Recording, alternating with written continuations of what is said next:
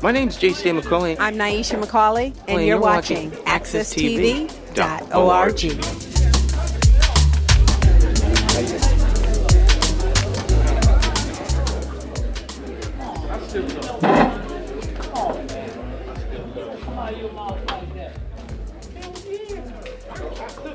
Ladies and gentlemen, the person who we were waiting for has arrived, so we're going to get started. Let's begin. Hello. My name is Ines Peace. I'm president of the Greater Hartford African American Alliance. Most Hartford residents are faceless, powerless, and ignored, except at election time. During this season, individuals who want to lead Hartford seek our vote with promises of this or that. What have the votes from the black community gotten us? Some are very happy. Others say very little. The next leaders of Hartford must have the intent and the will to end the practices and habits that have brought us to the dead end where some of us, many of us, find ourselves. There are community schools that fail to adequately prepare all students to be productive members of society. A police department where the men and women in blue do not culturally and racially reflect the community they serve. And economic development in which people with large wallets invade Hartford, take over the properties, develop them at a cost to local taxpayers, at least as some people see it, extract rent from the locals, fail to maintain their properties, and eventually exit with boatloads of profit. All of this is permitted to go on in part because of the manner in which City Hall operates today and has operated for many years prior to today. There is too much nepotism or favoring the hiring of friends and family members. Please keep the mic close to you when you're talking, everyone. Thank you. Who, in addition to not being the best qualified, are often unfamiliar with the job they are hired to do. The city must strive to hire workers who are committed to Hartford over the long haul, and not just long enough to pad their resumes for the next higher paying job somewhere else. In addition, the loss of institutional knowledge due to the persistent turnover in important departments within City Hall, which have included from time to time the police department and public works, must be addressed. The newly hired deciders are often paid exorbitant salaries while they undergo on-the-job training from lower-paid workers who have been employed for years in Hartford. To get these issues addressed in a legal and an effective manner requires each of you in the audience to focus on what is said and, more importantly, what is meant. Listen carefully to the responses of each candidate. Use your common sense and your experience as a Hartford resident to determine whether the statements heard are nothing more than empty promises to get your vote on November 5th. Ignore the fancy words and the smiling faces. Look deeper. Are the ideas and plans good for Hartford? Do you think that he or she is committed to staying as long as necessary during the implementation process? And finally, does he or she have the strength of character and the will to attack? I don't care what you want to call it, so I'm going to use all the words because I do not want to offend anyone. To attack the favoritism, the racism, or the unequal opportunity and access that impedes Hartford's return to the glory days of a vibrant downtown surrounded by thriving, racially diverse neighborhoods. Your vote is precious. Use it wisely. Thank you.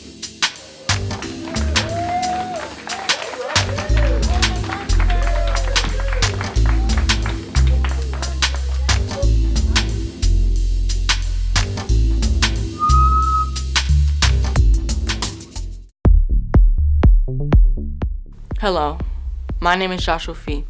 I'm a member of Hartford Communities That Care Youth Leadership Academy and the Vice President of the NAACP Greater Hartford Youth Council.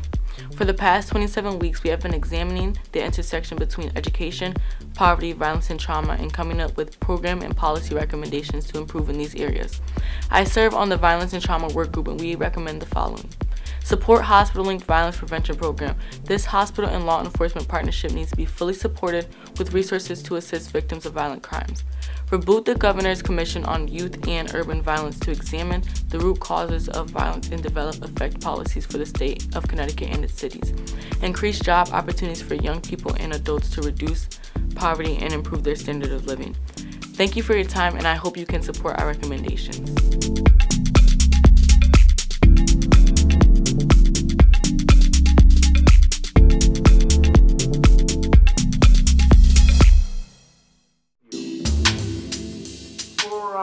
Those of you who believe that we're dealing with new issues in the city of Hartford, can I just point you to the work of the Greater Hartford Urban League, who have taken a page out of the National Urban League's book, and they produce every so often the State of Black Hartford. Now, this was produced in '93. The issues in this book were relevant then and they're relevant now. If you're not aware of this text, find it, get a copy, become familiar with it if in fact you care about Hartford, the people in it, and the issues. The most recent, The State of Black Hartford, was produced in 2016. Really important volumes about our local community. Let me give you the framework for tonight's debate. As you can see, we have a very large group of people who are interested in leading this wonderful city. The one that I learned today is the 9th most badly managed in the country. Rather interesting, I thought. We have 3 hours.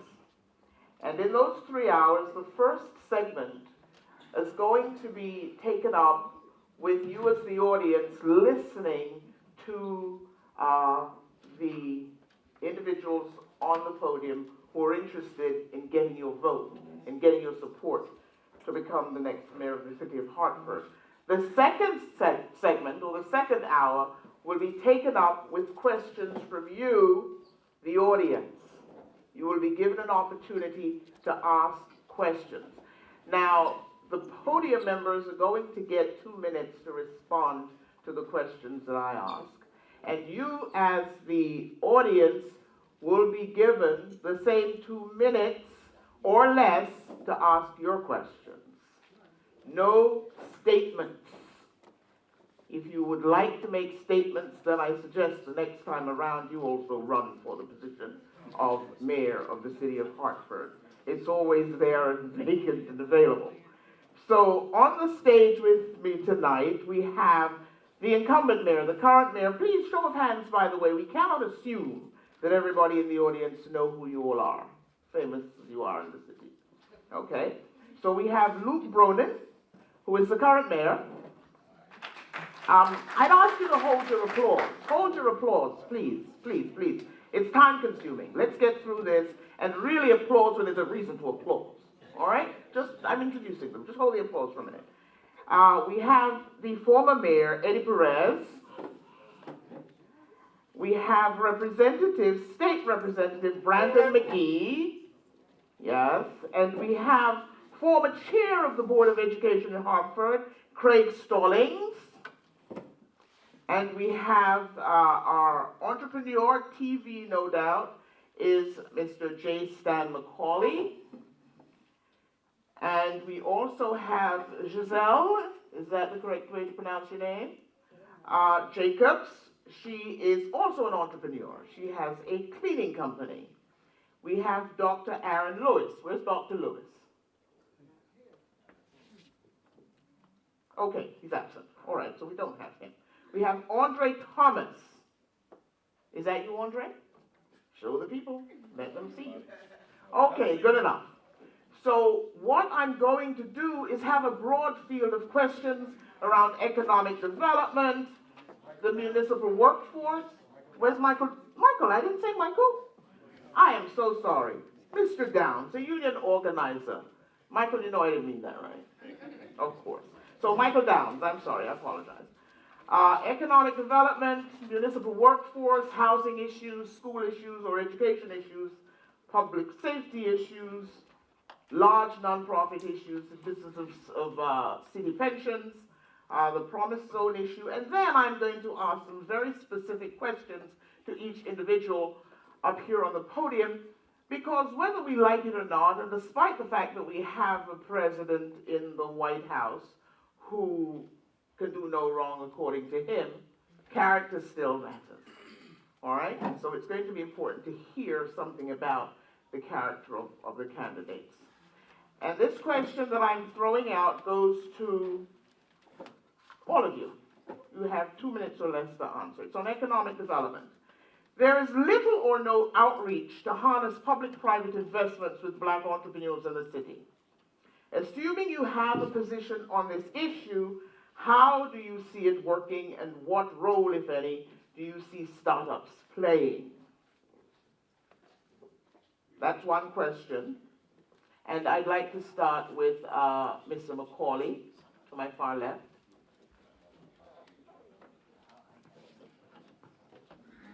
Good evening, everyone. 2 minutes, right? Yes.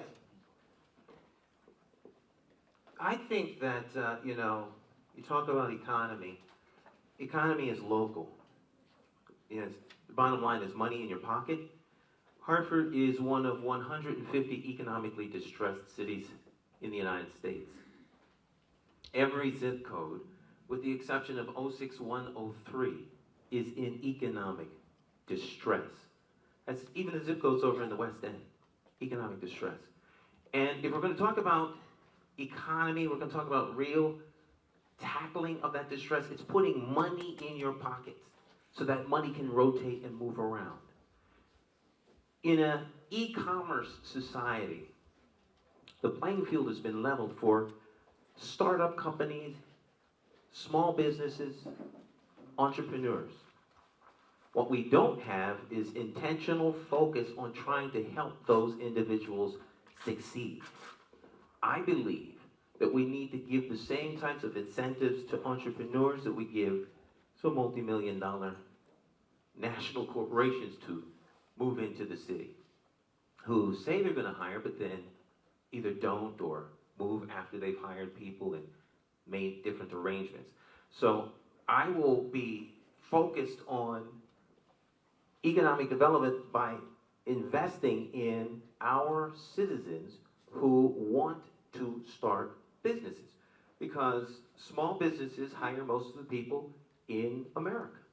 And if we're going to restart our local economy, we're going to have to restart our local Thank you businesses. so much for that, Mr. McCauley. Can I move down, Michael? Michael Downs. Well, minority entrepreneurs and people start up businesses should be given every opportunity and encouragement to begin a business in Hartford and to be successful. And they should be given every opportunity to move into the most beneficial areas of the city to be successful. And we should, as a city, should be governed by people that live in the city. We should encourage people that live in the city to set up businesses in the city and move the money around among the people that live in the city. Thank you. Representative McGee. Thank you, and thank you to the organizers, excuse me, of this event. And I'm very delighted that this room is jam-packed with Hartford residents to discuss the matters at hand. I think the question really focused on how would your administration support small businesses, identify opportunities for startups, but most importantly, provide opportunities to those communities or neighborhoods that have been overlooked and under-resourced.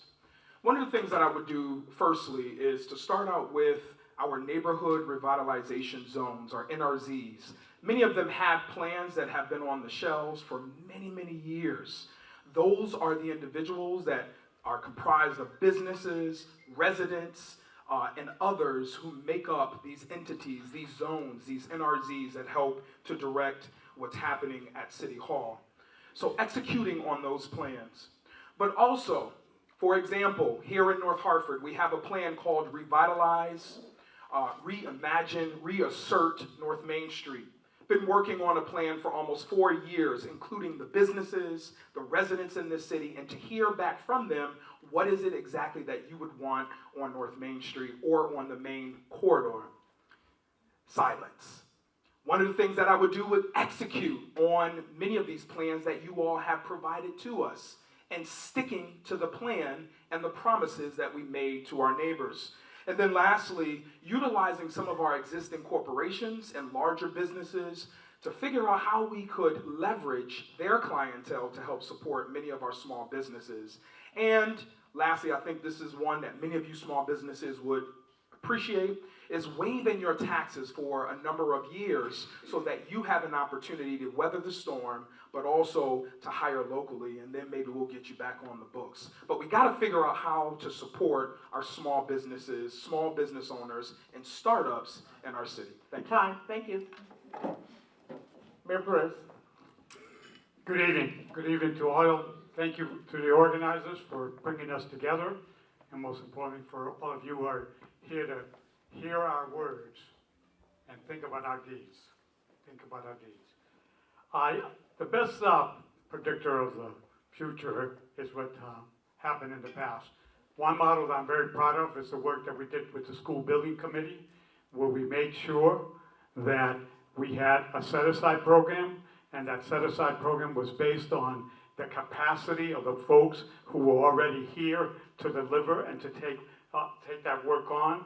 And the more important part is the support you give to those businesses. Even if they have to work, they still need help and support. I would duplicate what's happened downtown. The Capital Development Authority. Maybe we should have a Hartford Neighborhood Development Authority, and the amount of money that went to downtown, maybe if we just get 50% of the money we spent downtown spread between North Hartford and South Hartford and Central Hartford, it would be a great plan, even if it only lasted for 4 or 5 years. But equally important is working with the infrastructure that we have. We already have neighborhoods. We already have NRCs.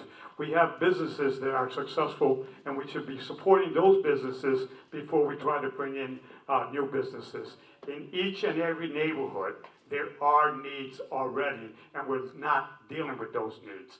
So the first thing I would do is help the folks that are there, and then fill in the gaps where we have gaps with new small businesses throughout the city with a commitment to each and every neighborhood. Thank you, Giselle.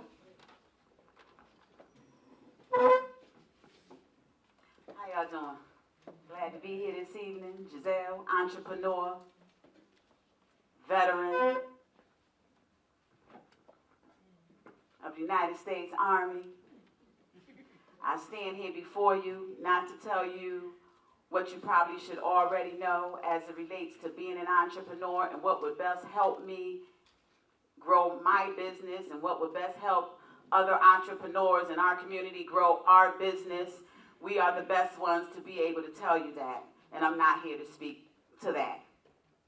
What I'm here to speak to is what I'm already doing on a daily basis as it relates to citizens in our community, as it relates to citizens who would like to be entrepreneurs, from the 18-year-old high school student who I hired back in January to the 60-year-old veteran who's retired and just needed to make a few extra dollars. We are our solutions. We are the best ones to be able to say what we need as it relates to growing our business. I'm not going to make promises that I probably won't keep.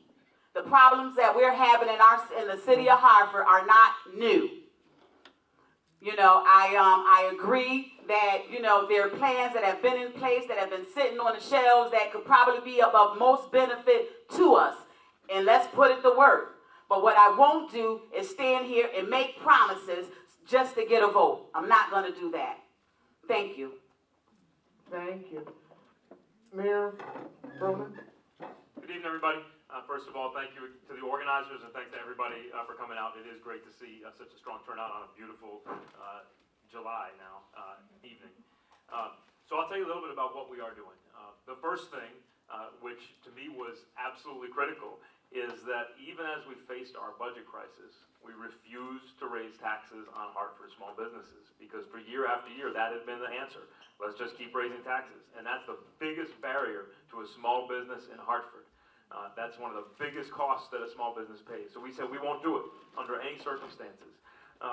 We've also right now we have a grant program where we're using community development block grant dollars, and we've gone out and made sure that small businesses around the city, and especially in the North End, know about that opportunity to get grants that can help them do everything from, you know, investing in their facade to investing in, you know, a new hood on the kitchen equipment so that they can begin to grow their business. We have focused on executing the plans that have been out there. You know, if you look at what's happening on Albany Avenue, that plan had been on the books for 30 years, but nobody worked to get it done. And we said we're going to get it done. The same thing is true about, you know, getting Weaver and MLK up, but also Westbrook Village, which is going to have a commercial piece down on Albany Avenue. We actually do have a neighborhood version of the Capital Region Development Authority. It's the neighborhood funds. And it's that funding that's led projects like the Swift Factory, like part of Bowles Park, like the renovation of Cork Middle School, where we're training Hartford residents in the trades as part of that program. It's helped make those things possible. We also brought in a national organization, in partnership with the Hartford Foundation. It's called the Inner City Capital Connections. And more than 60 Hartford businesses are now working with them, getting training, but also getting connected to some of the sources of capital and building partnerships. So we have a lot of work underway. Is there more to do? Absolutely. A lot more to do. Right? And we're going to keep pushing hard every day. Something that's already been said that I want to say is a big issue is we do need to encourage our big businesses in Hartford to buy more locally. Thank you. Next, Mr. Stallings. Good evening, everyone. I'm on now. Thank you. Good evening, everyone. My name is Craig Stallings, former chairman of the Board of Education. And what I would do is think outside the box. You heard the mayor, you heard many of my colleagues here talk about existing programs and structures that are in place. But what we're not doing is thinking outside the box and creating industry and concentrating on creating an intentional local economy that's going to support us. For example, many of our young people have an entrepreneurial spirit, but they do not understand the industry, do not understand business, they understand corporate business. I'm a business owner, I own a tax business. I have over 1,000 clients throughout the country. I have clients in Arizona, I have clients in Oregon. I have clients in California. So, like one of my colleagues said, we need to take advantage of e-commerce. We need to promote warehousing and things like that to fill some of these empty storefronts. But more importantly, we need to focus on hiring our young people, creating a talent pool, that is going to create business right here, green businesses, that is going to generate a whole new market, international business, we restrict ourselves. And what's killing our community is the lack of self-reliance. We have to intentionally support one another. We have to intentionally work with one another. We have to create relationships where we can grow, agree to disagree, not feud, but pool our talent together. We have a lot of contractors. We have contractors that are specialized in sheetrock. We have contractors that are electricians. If all of our contractors got together and formed a corporation, then we are in business. We can compete with multi-million-dollar contracts. We can hire our young people. We can build talent pipelines. So we have to think systematically. We have to think together. And we have to strategize together. The mayor can't lead this. This has to come from us. This has to be a grassroots effort. Thank you. Thank you, Greg. Mr. Thompson? The question is, there's little outreach to harness public-private investment with black entrepreneurs in the city. Assuming you have a position on the issue, how do you see it working, and what role, if any, do you see startups playing? I think, Stand up, please. I think that we don't have many. I think a lot of people are afraid to invest in the community because of the crime. I think a lot of people say that they're going to invest and they don't. I think a lot of people show up because it's election time or they want these seats. I think a lot of this comes within our community investing. We have to invest. We have to believe in our city. I mean, it's just not about the talk, it's about doing. I think that for people to want to build businesses, we have to show that Hartford is ready for these businesses. We have to support our community and the people that live in the city to be successful. I think that we have to take a chance in investing in our city, because if we don't invest, then nobody will. I mean, everybody talks about doing it, but over these years, nobody has done it.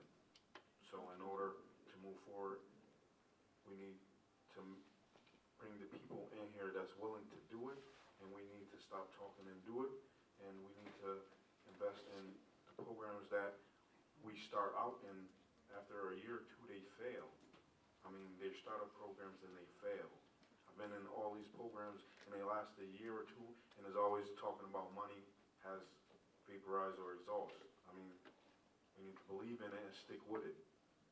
That's what. Thank you. Thank you. Next question, continuing with economic development. Hartford is a minority-majority city, meaning the majority population in the city of Hartford is not white. But the majority of the city contracts, construction and otherwise, are awarded to people of European ancestry. What specific plan do you have to guarantee that Hartford's business people will be awarded the majority of construction contracts and other contracts in the city? Can I start in the middle with Ms. Jacobs? Sure. And then going down to via Mayor Perez.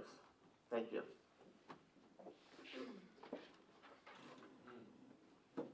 Repeat that question one more time. The question essentially is saying, Hartford is not a city of majority white people. Yes.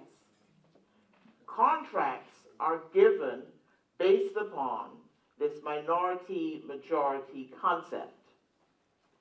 And so the majority of people in the city of Hartford who happen to be African Latino people are not given the majority of those contracts. What plan do you have to change that formula? Whew. Where do I begin? At one point, I was the Assistant Executive Director of the Minority Construction Council. As a matter of fact, it was approximately 10 years ago in 2009. And what I learned while in that position, that there are contracts being granted via backroom deals. It's not about what you know, it's about who you knew. It's not about what you know, it's about who you know. If we're going to ensure that the majority of the contracts, construction contracts, go to the majority of the individuals who live in our communities, we are going to have to look more closely at the process, at the RFP process. It's going to have to be more oversight. We're constantly told that there's not enough qualified individuals in our community to fulfill the 30% quota. Actually, it should be 60 or 90%. If 90% of the individuals who live out here look like us, that's who should be working on these contracts. And, I went through construction training right in this very room in 2011. Most of those individuals who went through class with me are either dead, incarcerated, or out of work. That should not be. So it's not that we don't have qualified individuals to work in our community. We need to look at the process. And what's been happening in our community is not new. It's been going on. There's a dark cloud over the city of Hartford, and until we get to the crux of what's going, until the leaders who have been leaders in our community speak up, stop selling out, only then will we get to the solution. You go, girl. Everybody up on this panel needs to take a lie detector test and see how many individuals have taken monies from Luke to be up here and split our black vote. There's some shit going on in our community, and we are dying because of it. Somebody needs to tell the truth around here, and I'm not the best person to do it. You are. One's up here. Right, thank you, Ms. Jacobs. Hello, let's hear from the candidates. Thank you. May we have the former mayor and parent? Wow. All right. Somebody has already said it's working, right? Yes. So somebody has already said, don't make promises that you can't keep, right? So people have to understand that most of the money that comes here to the city of Hartford comes with strings attached. It's called the federal government, the state government, and in some cases from the corporate and philanthropic community.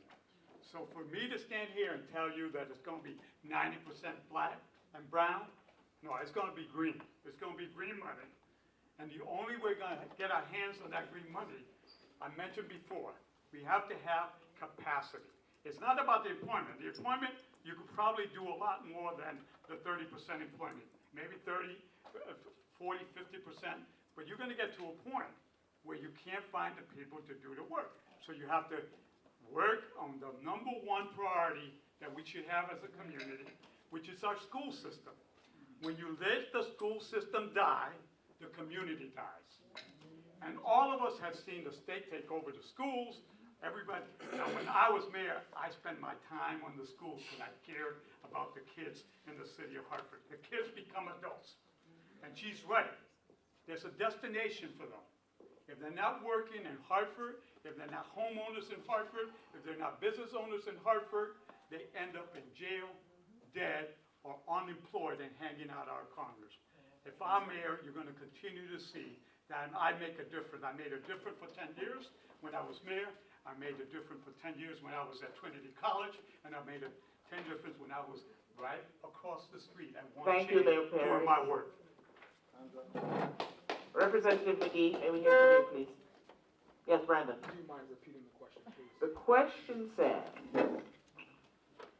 Hartford is a minority majority city. What plans do you have to change the formula that allows for contracts to be given to those people who do not make up the majority within the city of Hartford? Just for the record, I've received no money from anybody on this panel, nor have I received money from Luke Bronin. So just for the record. And that is true. Now, one of the things that I think it's important that we understand when we talk about minority contracting, when we talk about opportunities for Black and brown that have started their businesses in this community, and African American Alliance has been a hub and a safe space for many of the contractors in this city. We need oversight. I think, number one, the plan and the rules are already there. So sure, former mayor, he mentioned all of the strings attached. I think a better way of saying that is there are rules and there is a law that guides many of these contracts. However, as mayor, I will champion for more opportunities for black and brown contractors in this city. You will see less of many of these trucks from Massachusetts and all of these other places by using individuals in our community. One of the things that I really would like to address is small businesses started by formerly incarcerated. There are so many pieces of red tape and barriers that many of these individuals are faced with, and they want to start businesses, but guess what? The door is slammed on them. Can't get loans. So we need to figure out, we can work with local banks. That's not necessarily true. We can work with local banks and we can give opportunities to those small businesses and here in our city. And as a state representative, that's one of the things we're working on with the Banking Commission and the Committee on Banking to figure out how to address those barriers. Thank you. Michael? I'm not on the take from anybody. I'm presently unemployed, so I'm looking for money.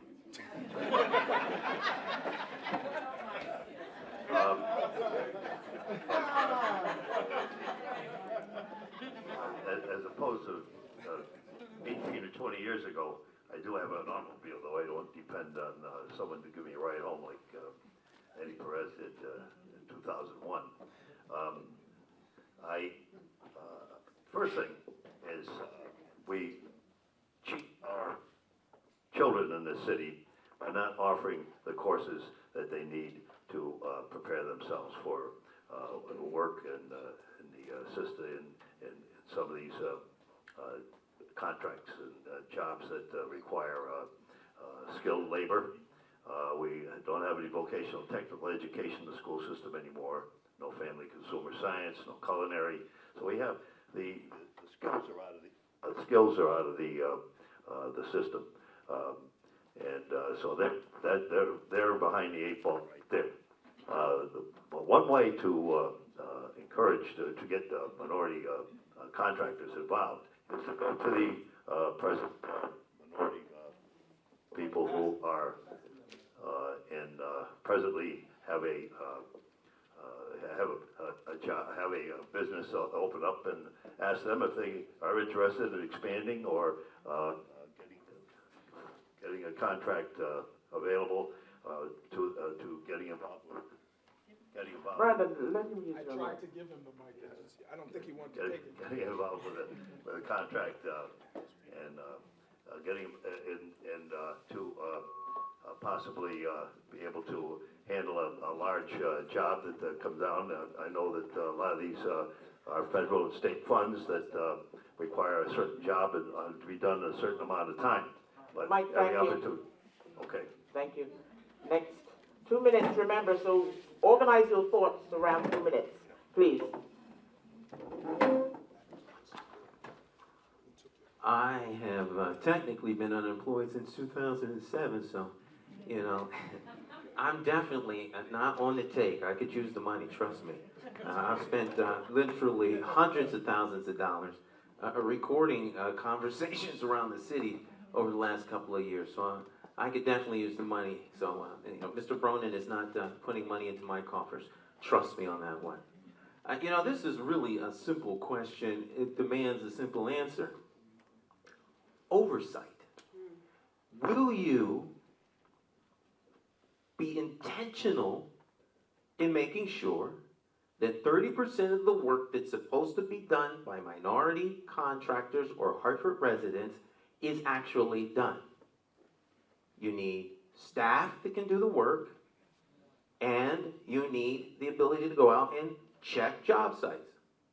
We need capacity, we need all those other things. Sister Giselle had her life threatened trying to make this stuff happen.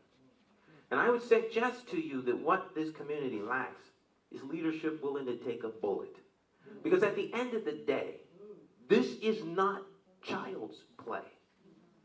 It's like the former mayor said.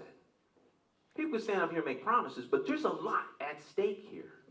And if you think you're going to walk in and upset the apple cart, it's not going to happen that way. So are you intentional? Are you dedicated to the community to fight for what the community wants as it relates to minority set-aside programming? I close with this. If the town is black and brown, like 80, 90%, then we're not the majority. So really, technically, 30% of the work should be going to folk that don't look like us. And the other 70, by default, should come to us. If we're talking about minority set-asides. We are not the minority in this city. Just food for thought.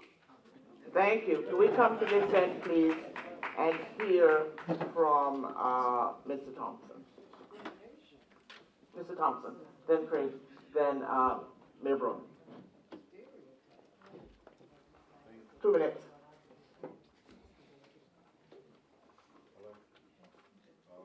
Speak up, project.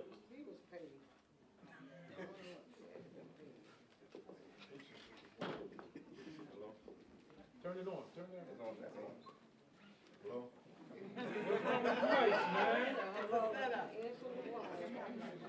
It's on. Personally, I think, we are a minority and everything. I mean, I stood up here,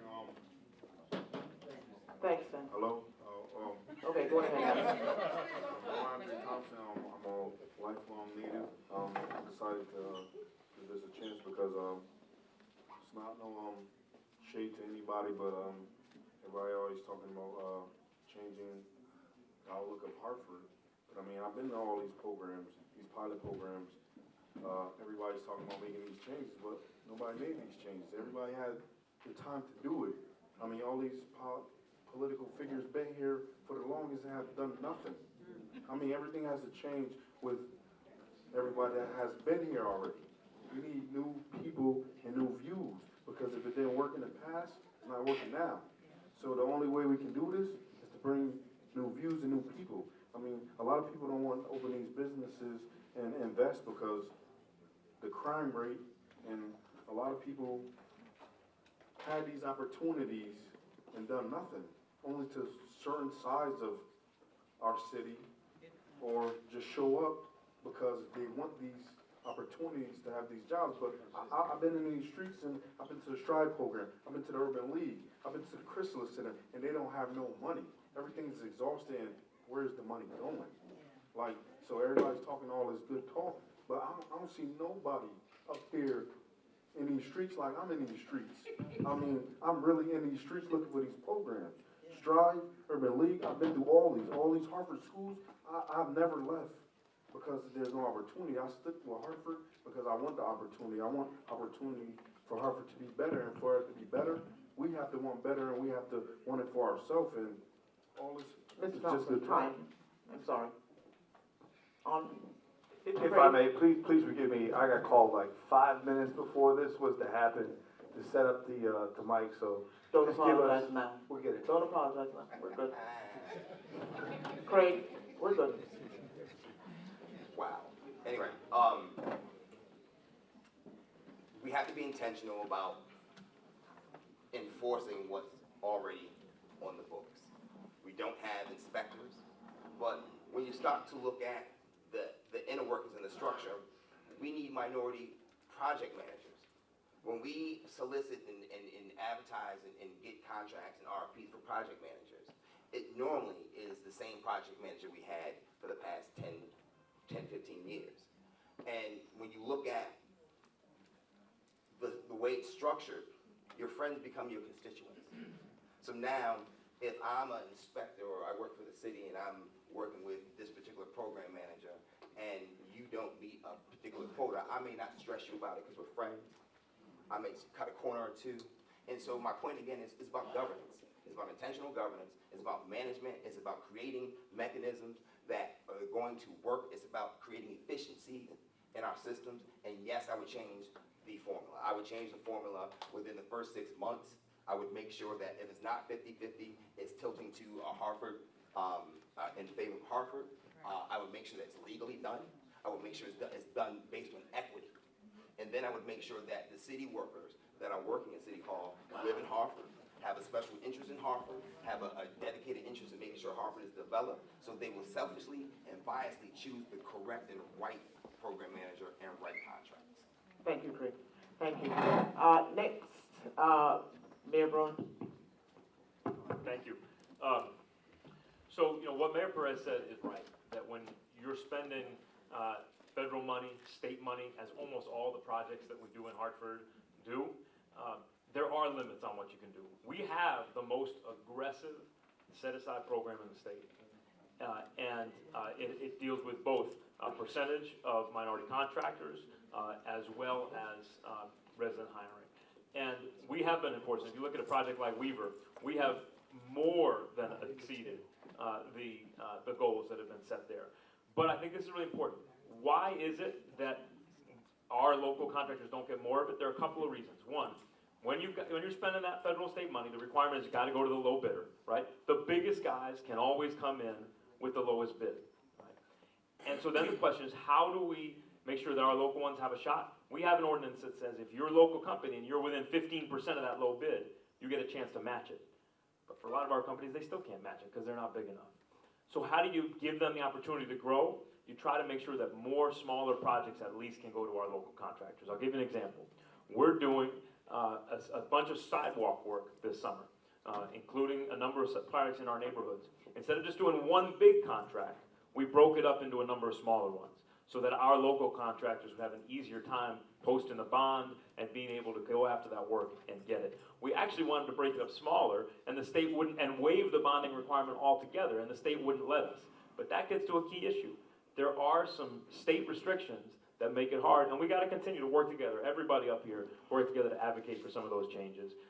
And lastly, we really are focusing on trying to train our local residents. I mentioned before the court project, where we're renovating court. That we're putting more money into that project than it costs, so that we can spend money on training Hartford residents to get that experience, so that when we've got another project, whether it's Martin Luther King or something else, we can't say there's nobody who's trained to do that job. We just train them. Thank you very much. Thank you. Next question, beginning with you, Mayor Bronan. Tax exemptions, tax abatement, and civil rights exemptions appear to account for 2/3 of municipal employees of the city of Hartford being non-residents, at least according to Hartford News. How do you plan to increase the number of Hartford residents employed by the city of Hartford, and what do you intend to do about the absence of civil rights requirements on the part of corporations within the city? So I understand a part of that question. I'll be honest, there's a part of that question I don't understand. I don't understand the connection to tax abatements, but I'll do my best to answer the question about local hiring. We've been working really hard to recruit and to attract local Hartford residents as we've hired. We've been hiring at DPW. We did a lot of hiring at the fire department, where we have, I think, if it's not the most diverse fire department in the country, it's one of the most diverse fire departments in the country. I think it might be the most, and I think, you know, our Chief Freeman has done a tremendous job as he's worked to rebuild that fire department and hire so many people. At the police department, we've been working hard to try to get more local residents in. I will say this, we are not allowed under state law to require anybody who's a member of a union to live in Hartford. So if it's a union job, we can't require you. We can, as we do with fire, say you've got to be a Hartford resident before you can apply. But we're not allowed to say that you have to live in the city once you get the job. There's a state law that was passed many years ago that prohibits it. But we're trying as hard as we can to make sure that we're spreading the word about those job opportunities, that we're working extra hard with candidates through the process, that we're coaching through the process, because we want Hartford residents to get the job. Now, I'm going to also say something that you all know is true. A lot of times, when we are successful in getting a Hartford resident to get a city job, they move out of the city. Thank you, Mayor. We can come back to you on the questioning. He has 25 seconds. Would you like to timekeep? Yeah.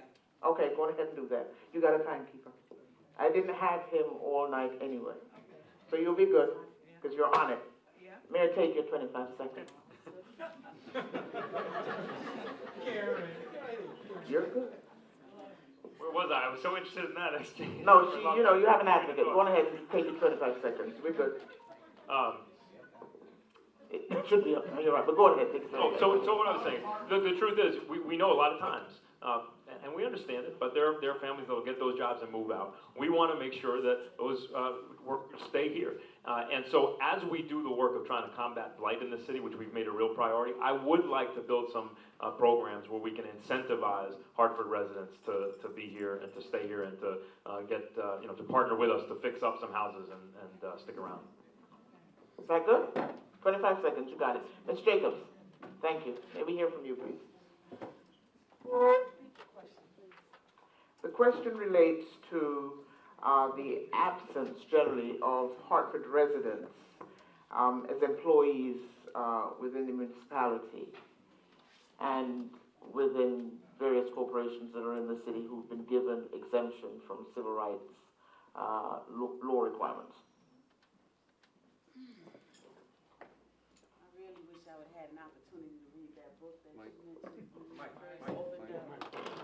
What I was saying, I really wish I would have had an opportunity to read that book, because I'm believing that a lot of those questions have come out of that book. No, and haven't had an opportunity to read it ahead of time. I may be more up on top of these questions, but I'm going to answer the question as it relates to the experience that most of us have in our community, as it relates to the lack of Hartford residents that work for the city of Hartford and at other private industries in our community. And of course, there's a lot of nepotism that goes on. If you have a family member that works for the city of Hartford, then you're more likely to get a job.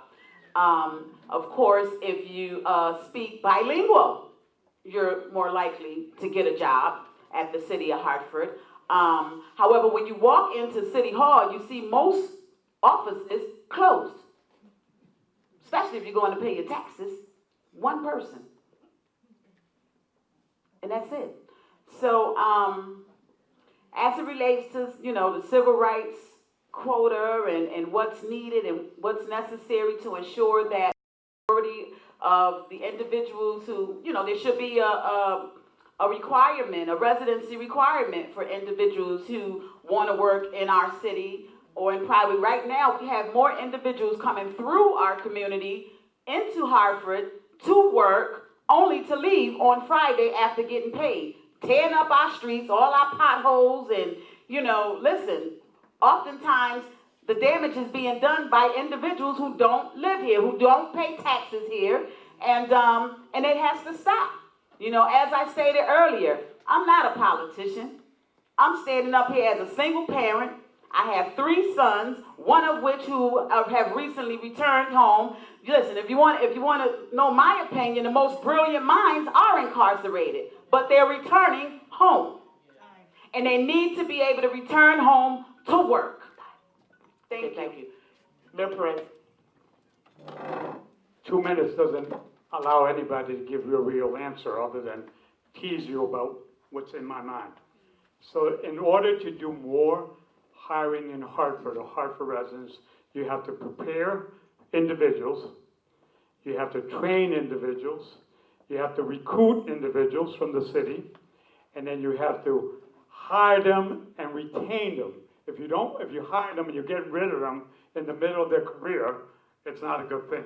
That's the institutional memory that we lose every time we get rid of an employee that has been serving our city for so long. And in Hartford, we don't do anything at the front end. We wait for an application, and the first thing we tell people, you don't qualify because there's 2 requirements that you don't qualify. If you prepare people and you train folks, and our school system was doing part of that job, we would have a workforce that was ready to do efficient, good work for a city, and it could be black and brown people all over City Hall. Thank you. Representative McGee, go ahead. One of the things that I'd like to do, and it's already been said, but that is to offer job training, which we have plenty of, but connect jobs to those job training programs. But you mentioned something about social justice or something of another in your civil rights. Gentrification is real if y'all see it and feel it in North Hartford and throughout this city. Meaning there are a lot of people coming in, driving through our streets, looking to purchase property in our city, but really don't care about the folks who live in our city. So one of the things that I like to do is make sure that many of our residents are protected. And when you begin talking about job opportunities and talk about residency requirements, which that's on the books, by the way, those who are the highest paid, they lead departments, are required to live in our city, okay? I would encourage more people to live in our city if you are benefiting from the taxpayers' dollars by way of paying your salary. But we also have to address criminal justice, or rather public safety in our community, and we also have to address our housing stock, making it a place where people want to live, and creating opportunities for those who live here to really appreciate the communities that they live in. And obviously, at the core of this, the foundation of it, is our education system. Thank you. Michael? Okay, well, it goes right back to our education system. We still don't have any vocational technical education. And there's none in any of the high schools, and there used to be. So our students come out of high school behind the eight ball again. They have to find a place to be trained or to get that education. If they're not in college, or many don't go to college. And what are we training for? The street corner. But we have to hire people from within the city. We have to hire our own citizens, our own people. And one way to keep people in the city would be to make attractive housing more affordable, giving reduced mortgage rates, making arrangements with mortgage companies or the banks to encourage people to remain in the city instead of getting their job as residents of the city and then running to the suburbs. Thank you. Stan? Unfortunately, 2 minutes just isn't enough time. You're getting anecdotal answers from people probably who have really good ideas that differ from one another, but because we have to kind of condense this and give it to you, I think you're being shortchanged. But if you put this blue card you have in your pocket, there's a 5-point plan. And what I'm talking about doing is realigning Hartford's priorities. Because it really does include education. It includes working outside of, our silos. It includes economic development, community development, communications, and public safety. All of these things go into making Hartford the kind of city that then grows. Okay? I said this in 2011 before the Democratic Town Committee, that anyone who serves at the pleasure of the mayor will be a Hartford resident, and when they decide they want to move, they can do so by tendering their resignation as it relates to department heads. I meant it then, I mean it now. I am sincerely dogged on that point. But that's about it. I can't make people live in the city that work for the city, and I think the question really was about my ability to make that happen. In Hartford, I can make the people who serve, at the pleasure of the mayor, you're going to live in Hartford. And you're going to be as much as is possible from Hartford. Because I've talked to too many people over the last 37 years that are more than qualified to do the work that it takes here in Hartford. I would submit for your consideration that deputy department head and second person down who actually run the department every time a new administration comes in actually know what they're doing. The problem is many times they don't want those people running the ship. Thank you. Okay. Can I come up here, Andre? Can you break down the question, please? The question relates to hiring Hartford residents. What plans do you have to do that? I think first and foremost, like I said, been a Hartford native. I see a lot of work going on with these construction sites and all the work being done, and half of these companies aren't from here. And I stop these local construction people and ask them, how do I apply? And it's always go online, and most of these companies aren't from here. And another issue is always a waiting list, or a lot of people, as far as taxes, feel like taxes are too high. And another thing I feel is for the people that are Hartford residents are hurt because of past records. Or like, there's no incentives for people with records. So when you got a city with people that have records, how can they work these jobs when records affect them? So all the jobs are going to the outer city people. I mean, what are legislators doing to help the people that need second chances? So my thing is like, I don't have a bad background, but it's also hard for me to get a job, and I've lived in Hartford majority of my life. So I mean, it starts with us being here and us getting these jobs. I mean, all these people talk about giving these jobs, but it hasn't happened. I mean, I've lived here all these years. I applied local jobs downtown, construction companies that no longer are here, businesses that pack up and leave because they say Hartford isn't what it is. So, and that also, yeah, that as well. You know, I mean, it's about who you know. And if you don't know nobody, you ain't get no job. I mean, I've lived here all my life, and I can't even get a city sanitation job. So, I'm trying to figure out what's the problem. I've lived here 30-something years and not have a city job nor a state job, and I'm not a felon. So it starts within us, the legislative, the people, and everybody being involved. Thank you, sir. All I have. Thank you. Trey? Thank you. Just to piggyback off of that, institutional racism is real. Institutional racism is real, and it's not rocket science. I was a young man. I interned in the mayor's office. Mayor Carrie Saxon Perry told me to be seen, not heard. Sit down, be quiet, and learn. Thurman Milner at the state capitol, sit behind me, sit quiet and learn. If we take our young people and we give them internships and access, even if they're not paid, but we give them access and mentor them and nurture them, they will have the skills, the ability to fill jobs. If we are intentional in doing that, in creating a pipeline, as a strong mayor, I can create a pipeline, period. You project how many people are going to retire, and then how many young people you have to can fill these spots. So what you do is you set plans. You have a plan, you put a plan in place, and you work that plan. But civil rights in our city is something that we need to tackle. It's something that we need to have upfront, very frank conversation about. Because in order for us to really move the city forward, it's going to take every one of us, black, brown, yellow, purple, and whatever. We need to come together, figure out what we have in common, and work on those things. And I do believe, just for a certain note, that we all should learn Spanish. No, to be quite honest with you, we should all learn Spanish, because that's how you create community. That's how you do it. We disenfranchise our own. We eat our own.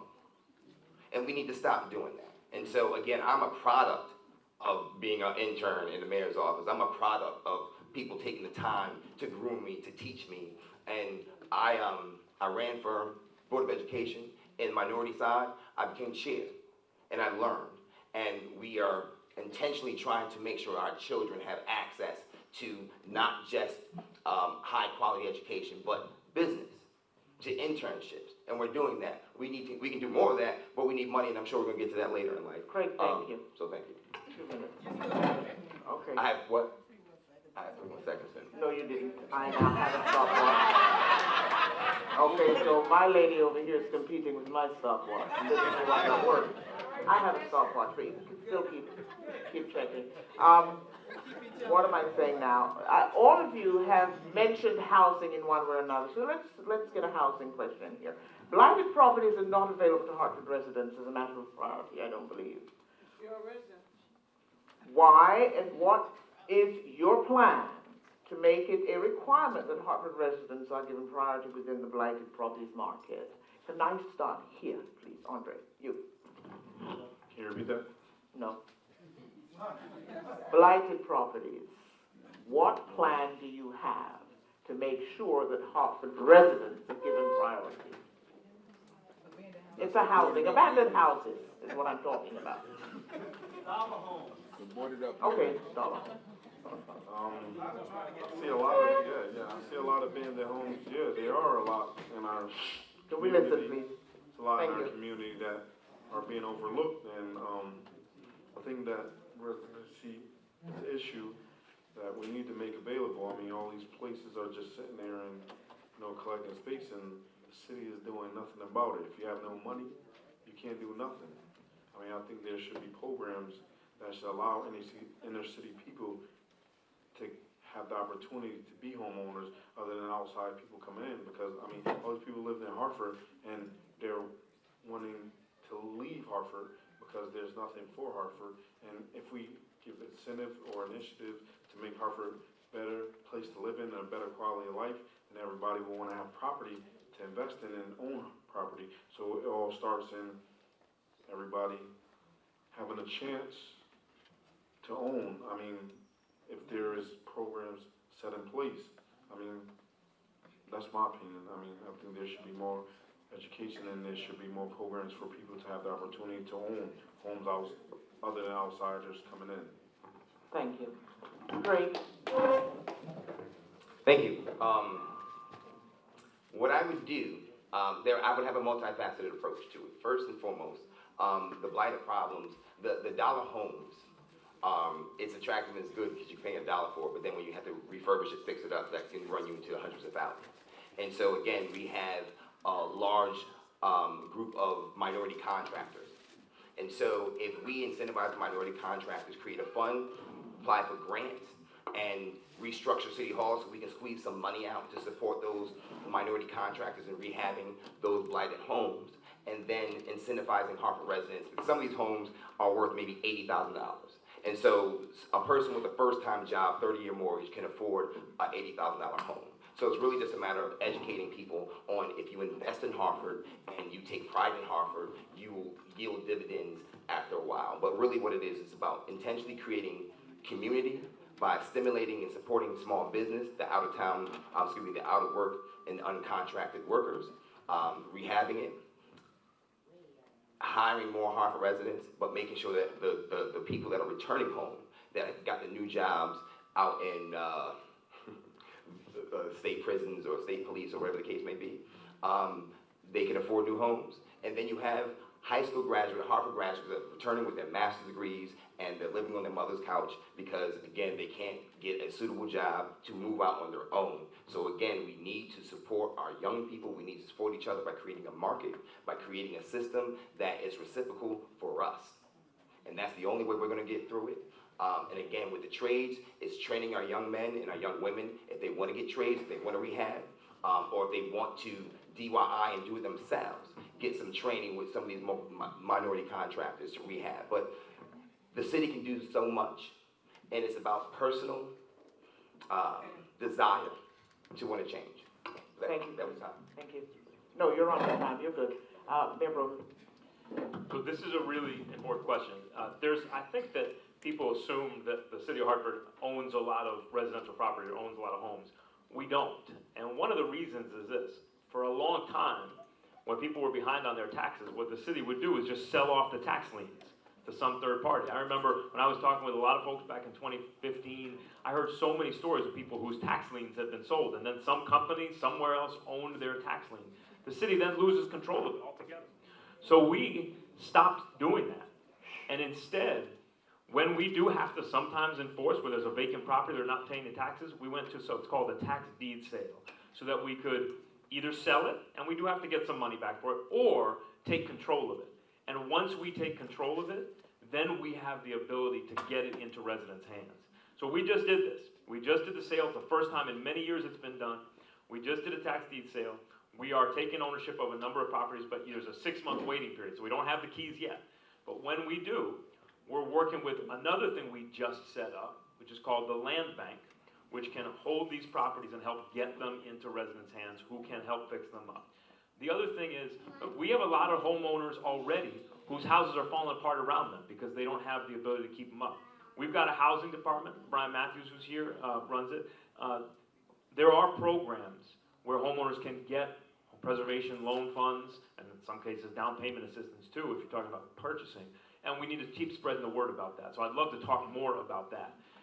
The other thing we're trying to do is just create new homeownership opportunities, period. Like just over, behind Parker, Brackett Knoll development, where it's a development that CRDA is a partner of, where it's a bunch of two-family homes where the idea is you own it, but you rent out the other one to help you pay your mortgage down.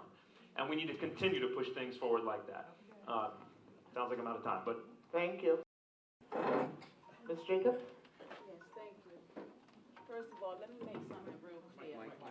Let me make something real clear. I have grandchildren who are Hispanic, and I don't think there's anything wrong with each and every one of us in here who choose to learn Spanish to do so. But I'm a community outreach worker. I volunteer in our community. I knock on doors every day. And I have conversations with individuals in our community who do not feel as though there's a level playing ground. That's what I speak to. As it relates to the blighted properties, listen, I was homeless as a result of my life being threatened back in '09 and my choosing not to sell out and take the money. I ended up losing my job and ended up in the South Park in battered women's shelter and Sarah Mundy shelter. Today, I had an office a block away from the shelters that I once resided in. But at the time when all of that was going on, I may have been the individual who was least knowledgeable about all of the ins and outs that took place that led me in that predicament. The FBI knows what was going on. The Hartford Police Department knew what was going on, and that was on Eddie's shift when all of that went on. We have leaders in our community that know what the solution is, and they also know what the problem is. Pay attention to the individuals up here who did not say they haven't taken the money. Craig? Hello? Sorry, we didn't take nothing. Like I said, pay attention to the individuals who aren't willing to take a lie detector test. Listen, I'm just a regular, ordinary person, single parent from my community who was terrified to put my paper in to run for mayor for the city of Hartford. My purpose for being here is more about exposing what has gotten this dark cloud over our community rather than being the mayor of the city. Thank you, thank you, Ms. Thank Jacob. you. Thank you, thank you. Thank you, Member. Why don't you repeat the question? The question is, blighted properties are not available to Hartford residents as a matter of priority. Why? And what is your plan to make it a requirement that Hartford residents are given priority within that blighted properties market? I've been in the city for since 1969. Since 1979, I've been involved in housing development, all kinds of housing developments. So one of the things I would do with all of the blighted property is connected to the question that was asked before about small minority business contractors, how to connect it to the workforce, city workers, and how to connect it to neighborhood development. And the way I would do that is to do the same thing we've done. Mayor Bronin has mentioned a number of programs. If you go to see when those programs are, they've been in the city for a long time. So what I would do is fix those, make sure that we get those houses, we rehab those houses, and we sell those houses to city and make it an incentive for city employees to buy those houses and do what we do for most of the mortgages. If you live there for 10 or 15 years, we reduce the mortgage 1%, 10% every year until you get rid of the mortgage, the subsidy that we put in the mortgage.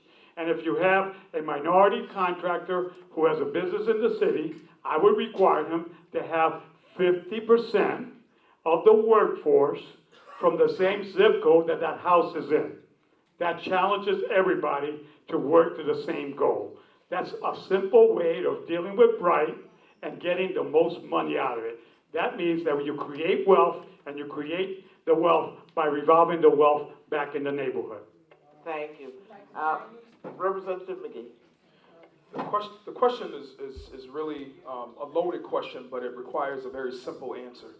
Clearly, many of the programs that we've heard about, many of these folks have been talking about it, clearly we still have a high population of people who are literally homeless or on the brink of losing their homes or their apartments.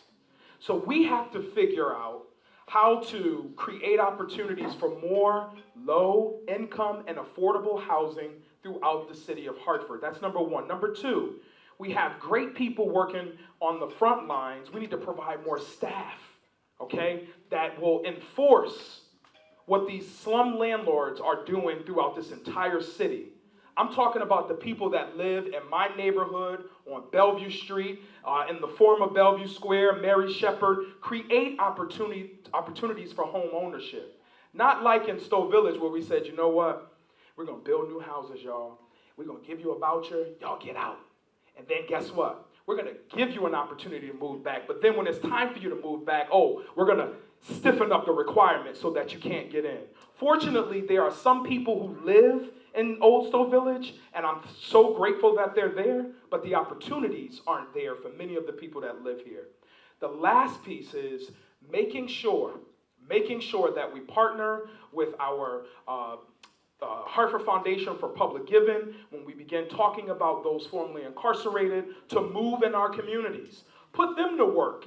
Put them to work and ask them to create these housing opportunities, and we pay them. They could maintain the facilities. They could be the ones to reunify with their families and live in many of these blighted pieces of property throughout this city. And then, and I keep saying lastly, partner with our homeowners. My grandmother, God bless her soul, built a house on Warren Street that I bought out of foreclosure because Mike Reiner was riding around the city purchasing all of the liens in the city of Hartford. Thank you, Brandon. Okay? I wish I had more time because I'll talk more about that too. You'll let me talk about it? On another, okay. Yes, thank you. The other session, yes, Mike, please. Okay. Well, this is, there's a lot of good ideas here, and I like the mayor and also Mr. Perez, Eddie Perez, when he was mayor. They made a lot of attempts to take blighted property and renovate it and turn it over to residents that live in the city. These properties should be, we should try and prevent them from being bought up by people from the suburbs, the so-called white supremacists that come in here and want to buy up everything from the city. And like they did downtown before we finally got a hold of things, I hope we have gotten a hold of things before they'll do that to the whole city. And we'll lose all our resident stock. But we need, the simple answer is affordable housing. And blighted property that's renovated is a perfect example of a possibility of affordable housing. And a lot of these landlords that are not taking care of their property either by not paying their tax, we should foreclose by, the city should take over on foreclosure on properties through taxes and or fines. If a person is not keeping up with fixing up their properties and letting them run down, they should be fined. And they fine them by the day. And the longer they don't renovate or fix up their properties, the more fines they accumulate to the point where they just abandon the property and the city should take it over. And then they should renovate it, make it affordable for the residents. Thank you, Mike.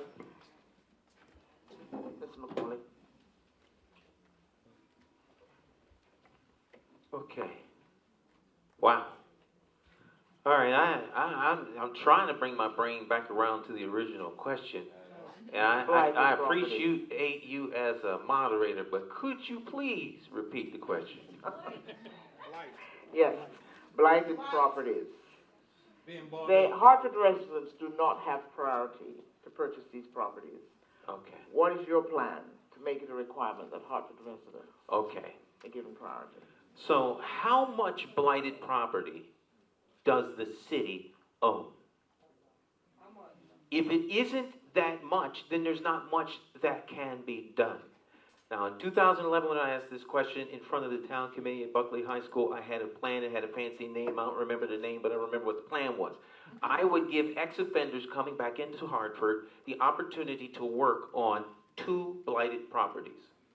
One could be sold, and those individuals who rehab and sell it would keep the profits.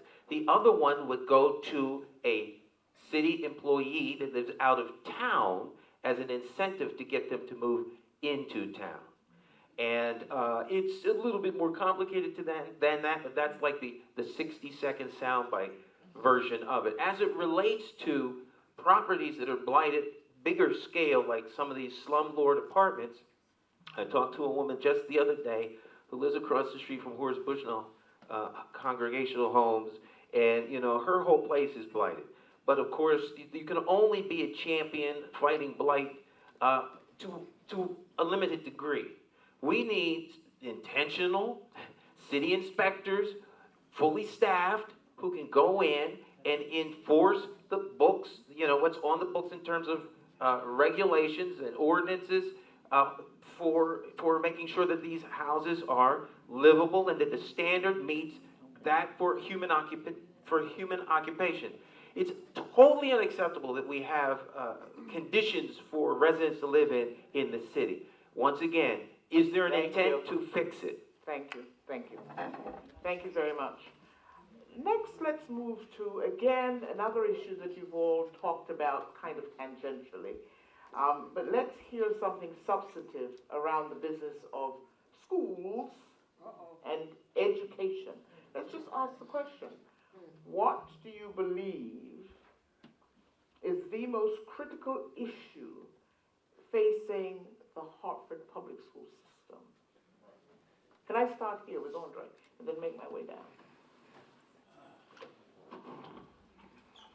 That's a good question because I lived in Hartford all my life, as I said, and I've not been prepared in the Hartford school systems to have a job. So our schools failed, and also have a child here that is 19, bilingual, has the opportunity to make something of his life, but our school system failed. I mean, because they're not preparing us for these jobs.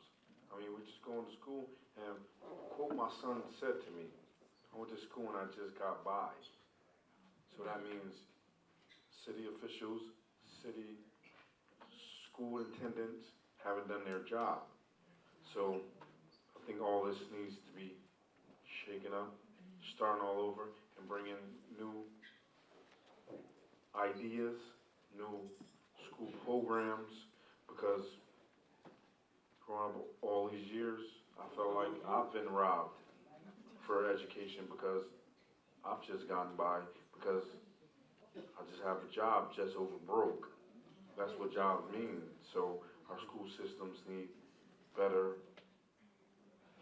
substance, better people to come in and do it all over, because we've been failed. That's all I got to say. Thank you. Craig? Thank you, thank you. I will acknowledge, let me start by saying, no, I'm not taking any money from anyone. I never did. I don't sell out, and you are misinformed about me. And so what we will do throughout, what I will do throughout my answer was inform. You can, the streets don't bother me. I'm not scared of those streets. This is what I'm saying right now. What we need to do, our education system has been divided. It's been divided 30 years. We had CHEF, we have local school systems. We have 60% of our kids in failing schools. We have 40% of our kids in well-resourced schools. That needs to change. We need to reconcile that. 1. 2, philosophically, we have not done the job systematically. Since I've been on the board, my 2 years as chair, we were working on curriculum. We were working on the first African American and Latino studies. We did that before the state mandated that. Thurman L. Miller School that's moving on Tower Avenue is going to be an African American social justice school. We're working on that. But more importantly, when you have schools that are under-resourced and you define the diameter of children's experience through miseducation or under-resources or just negative attention, microaggressions and things of that nature, when the diameter of their experience is defined that way, the circumference of their lives is limited. And we aren't thinking large. We're not thinking big. We're thinking small. Get a job. Here's a theme to get you through so we can look successful. We were not intentionally looking at educating children so they can think for themselves. Education is an intuitive process. It comes from within. You have to know and understand how to think in order to understand how to learn. And that's what we were not doing as a system, and as a community, we don't support it. So we need to do more as a community to support education at home, turn the Xbox off, read, talk finances with our students, teach them how to study. I'm out. Thank you. Yes. Thank you, President. Thank you. Mayor.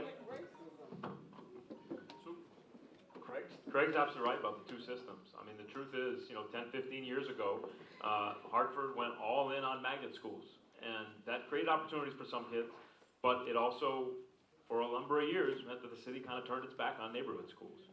And a big part of the work that the board and superintendent and others are doing are trying to shift some focus back to neighborhood schools right now. So that's one.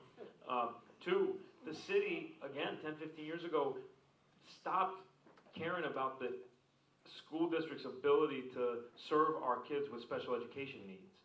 And so we send a huge number of kids out of district because we don't have that capacity here. That's something they're working on now, is try to build that here so we can bring our kids back home. But I will tell you, if the question is what's the biggest issue, the biggest issue is that there are far too many kids who aren't even in the schools. Chronic absenteeism is the biggest issue. And it's superintendent and I and the board, and we have identified this as a crisis, and we can't be afraid to talk about problems. We have to shine lights on them. It's a crisis.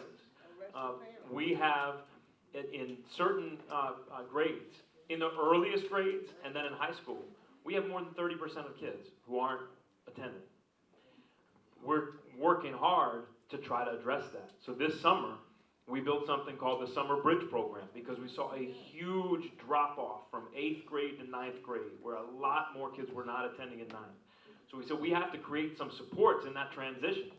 And we got some private money. We built the coalition. We are providing a 4-week transition program with a stipend, with free breakfast, free lunch, free transportation, so that we could get those kids, especially those kids who got some early warning indicators that they may be starting to slip in their attendance, so that they can be in that program, so they can start building the relationships with the teachers they're going to be seeing, building relationships with students they're going to be with, getting ready academically, socially, emotionally for that move to high school. There's a lot more to say. Thank you. That's something. Ms. Jacobs? What do I believe is the most critical issues facing Hartford schools? I agree with everything that has already been said, but I also believe that we need to also pay more attention to the fact that our children are not safe in our Hartford schools. Not just as it relates to bullying and as it relates to being in, as we would call it, as an environmental specialist, 6 schools.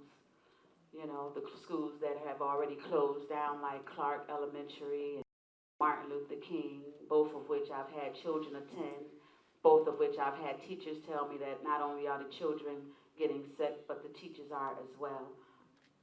That's serious.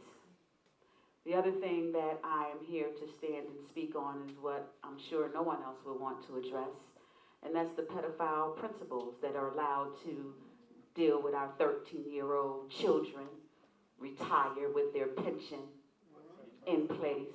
It's in the paper. It's in the paper. It's in the paper. And I read it. Just like I read in another newspaper article, the Connecticut Mirror, that stated that the governor gave the mayor $30 million for Hartford schools, and his response to that was, I'm not going to use it on Hartford schools, I'm going to use it on investments. Somebody needs to be willing to speak to the issues as it relates to our educational system that no one wants to talk about. That's the only way we're going to get to any solutions, is if we begin to talk about the issues that no one wants to speak about. Thank you. Mayor Perez.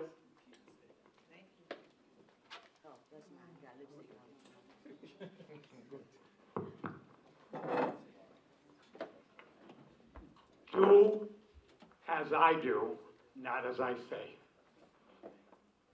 One of the biggest problems we have in the school system is leadership and accountability. Leadership and accountability.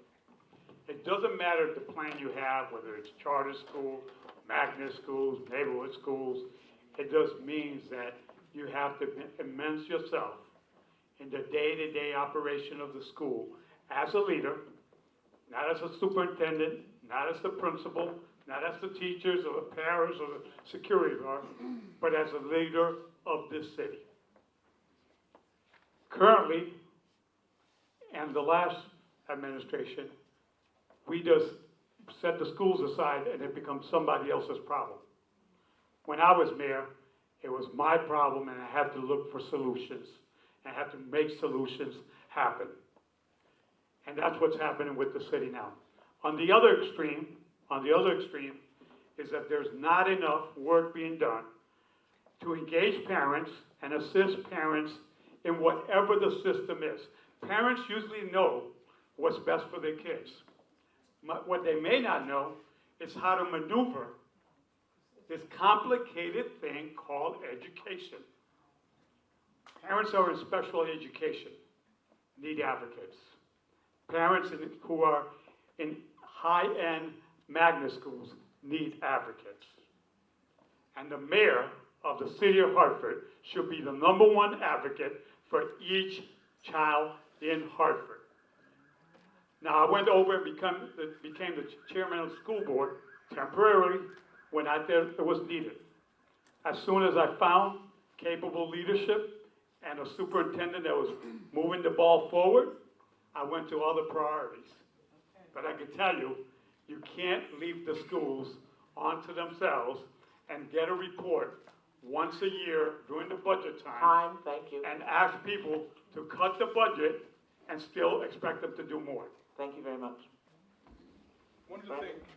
One of the things that we're faced with here is not having a leader that serves on the Board of Education. So as your mayor, I would serve on the Board of Education. That also requires courageous and transformative leadership to address some of the systemic barriers and challenges and inequalities our kids have faced, from environmental to technology, you name it. If you ever have gone into some of these classrooms where our babies are sitting in, you would probably just walk away. It's a mess. The other piece is, I would do my best to uplift the voices of so many parents, those of you in this room, that have been fighting for your children, only to be faced with a door shut in your face. So we have to stop saying that there aren't parents engaged. There are parents in the city of Hartford and some of the communities that some of us don't even go into. They're advocating for their children. Homelessness is real. Couch surfing is real. All of that is real, and we have to work alongside those groups that are supporting our young people. Everything else will fall in place. Thank you. Michael? Well, we have magnet schools, neighborhood schools, schools in suburbs, all of which cost us a lot of money in busing. We pay for busing. We send students to the suburbs for an education. That's a good thing. It's good for integration. But we have to pay for the busing. We also have to pay the towns, the schools that the children go to are from Hartford for their education. And we have to pay for the busing from the neighborhoods to the magnet schools. And then the neighborhood schools have suffered. Now we have also taken away things such as vocational technical education, family consumer science, culinary, social work, special education, art, music, library, physical education, guidance counseling, extracurricular activities, all from our high schools and our middle schools. Oh, we also got rid of our middle school system. So now we don't have it. We're trying to get our middle school system back. I don't know what it's going to look like. I don't see any vocational technical education coming into it, or family consumer science, or any extracurricular activities. There's certainly none in the 6th, 7th, and 8th grade now. This all has to come back. This is done in the name of saving money. Well, if we save money, then we should have plenty of money. But somehow we don't have any money at all. So where's the money gone? Who has the money? Another thing that we have to address, school system, we have to encourage African American and Puerto Rican males to become certified teachers in our school system. There are several substitute teachers, several in my union that are interested in becoming certified teachers, and they're not giving encouragement. They're being discouraged from becoming certified teachers. We have to encourage people to do that. Time. Stan, may we hear from you, please? Okay. I'm usually better at managing my calm. But I find this to be exceedingly frustrating. Go to McCauleyforMayor.com. My number one priority is education and youth development. And there's a very, very well thought out plan as it relates to our schools. I would not sit on the Board of Education. There is a firewall that is purposely put there by the Department of Education because it is the State Department of Education responsibility to teach and educate the students here in Connecticut. We have an education department that we are responsible for as a city. I think that the number one problem, having seen Board of Education meetings from Nora Wyatt fainting at High Street to water being thrown, I've covered meetings ad nauseum. I've seen people faint, cry, protest, state come in, EAI, I go on and on and on. The number one problem facing this city is we do not have a unified, citywide approach to prioritize education and make it number one for our children. My greatest fear is that after I become mayor, there will be a rally cry to reinvent the wheel that so many people have been trying to get right over the last couple of months. Way before this current superintendent, there was a superintendent that brought a plan in. After the plan was ratified and moved forward, people came out of the woodwork that I ain't never seen at a Board of Education meeting complaining about the plan. The mayor has to take the bull by the horns and provide the leadership and be the champion citywide, bringing everybody on board to make our children the number one priority in this city. Period. You vote for me, and that'll change. Okay, please stay standing, Mr. McCauley. What I'd like to do now is to go through specific questions to specific people, and I'm conscious of the time, so we're going to open the floor up following this to questions from the audience. Okay? So, Mr. McCauley. Now, you have run for mayor multiple times and switched parties multiple times.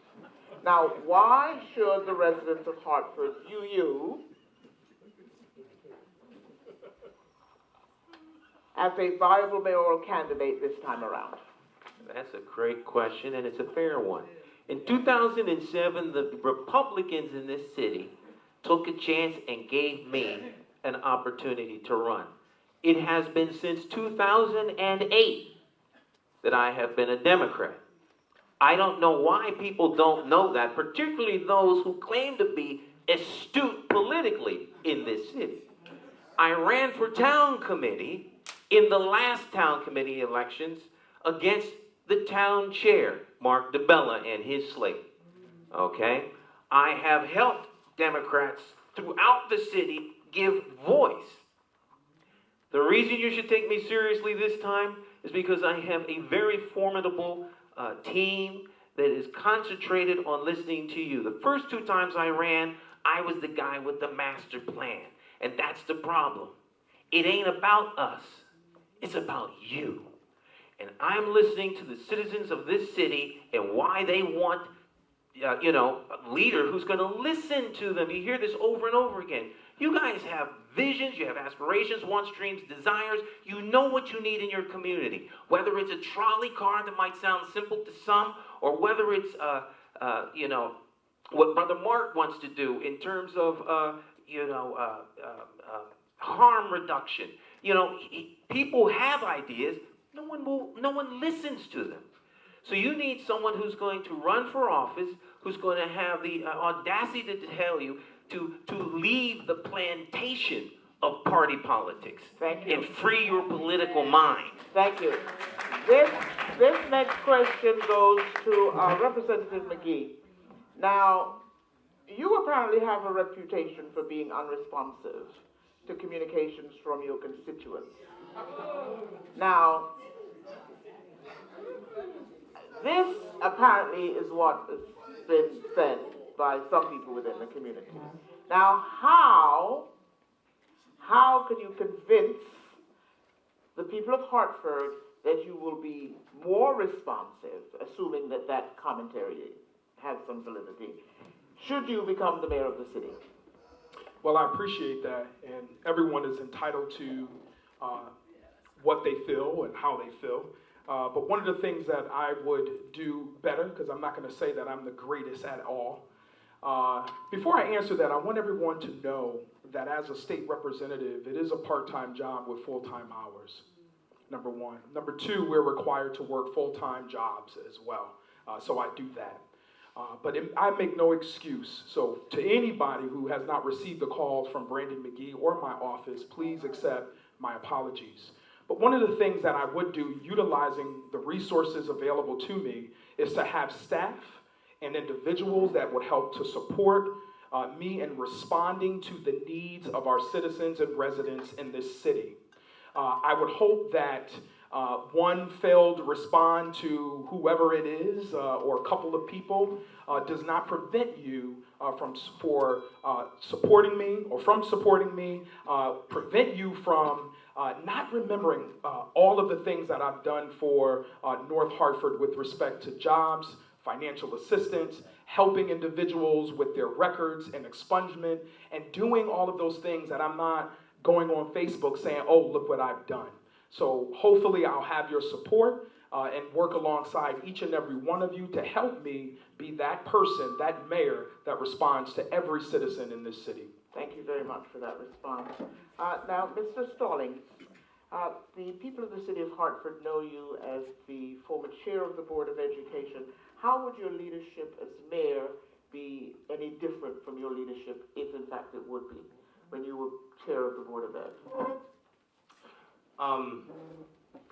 It would actually probably be somewhat of the same. I was a hands-on chair in the sense that I made sure that I truly understood the budget down to the penny.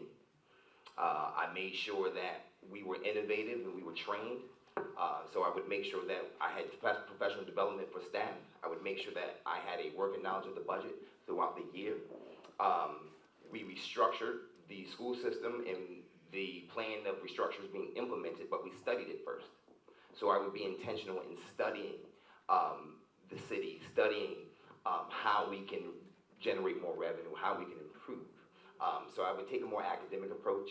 I would be very open. I would be around the city, hands-on. I would probably stream live most of the times. And I would host a lot of people at City Hall. I would work with people. I would work with college students. I would work with high school students. And I believe that a strong mayor should put in maybe 80 hours a week. So that is being a workaholic, which I've been. And so that's what I would do. As chair, I was a workaholic. And again, I think that we have some strong problems. We have long-term problems. We have systemic problems that we have to get through. But we have to recognize that they weren't created overnight, and they're not going to be fixed overnight. Thank you. Thank you. Now to Mayor Bronin. We were talking about education a moment ago, and this is an issue that I know that you get asked more often than not. Your children are enrolled in West Hartford schools. Why? In addition, give him an opportunity to respond. In addition, your wife is the chair of the Planning and Zoning Board. Now, is this a conflict of interest or no? Do you see it as such? Do I get extra time for two questions? No, you don't. My kids are not in West Hartford schools. They go to the Montessori School of Greater Hartford. Oh, okay. My wife and I believe in Montessori education. We tried to get our kids into Annie Fisher Montessori. We got one of them in with the promise that we'd have sibling preference. We then couldn't get the others in, and we ended up having them all at the Montessori School of Greater Hartford. I will say, after I got elected, I decided not to go after the magnet lottery because, number one, I didn't want people thinking that I gamed the system to get my own kids in. So I will confess, it's one of those situations where you feel like it's kind of, you know, you're damned if you do, you're damned if you don't, and you try to do the best for your kids. And I hope that everybody can understand that. With respect to my wife, she is the chair of planning and zoning. I think she's a pretty good one. She was appointed by my predecessor, Pedro Segarra, because she is a national expert in land use law and planning and zoning. She's a professor. That's true. She's a professor at the University of Connecticut Law School, where this is her specialty. And she has also put the city on the forefront of innovative zoning codes. It's getting national attention for the work that she's done. So I'm very proud of the work that she does. It's not a conflict of interest at all. If you know her, you know she's a very independent-minded woman, and she's going to do what she thinks is right. But I also think she's done a great job at it. Thank you very much. Mayor Perez, now, you know, the city knows you. We know you. So ultimately, what is your motivation for running to become mayor of the city of Hartford? Is it associated in any way with, let's say, your pension? Or is it associated in any way with the fact that you may want to work in the city of Hartford? And how can you assuage the Hartford population that they would not be at risk of another scandal? You coming up front. Yeah, you coming to us.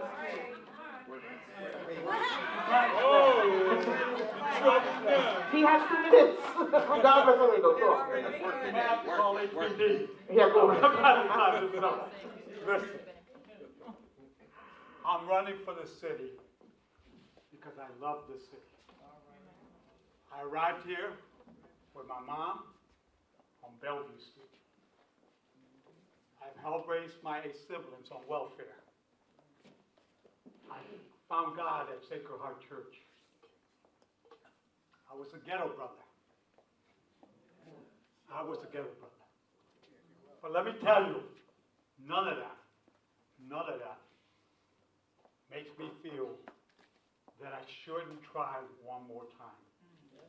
Because of that, I think I could do better this time than I did last time. Because when you find yourself in the worst day of your life, and you have to get up. You have to get up once for 10 every day, 365 days a year for 10 years, and face your children, your wife. When the darkest day of my life, my minister was with me in my living room, and we were talking about how I would get through my arrest. My grandson, Noah, was just a year old. He walked into the living room where we were having the conversation. And my minister said, Eddie, this is very simple. It's very simple. What are you going to tell Noah? What are you going to tell Noah? Noah had just started walking. The day I decided this, I'm sorry. Give me time. You can certainly continue I'm going to be during the continuing. question, not now, during the question. Can I continue, people? Yes. Thank you. Okay, fine. Then we go ahead. Thank you. The question was asked. If that's the case, it'd be a double thing. I told you. Together as a duet. Mayor Perez, hold a second. Let me speak to the audience for a minute. Listen to me, folks. Just listen for a moment. Listen.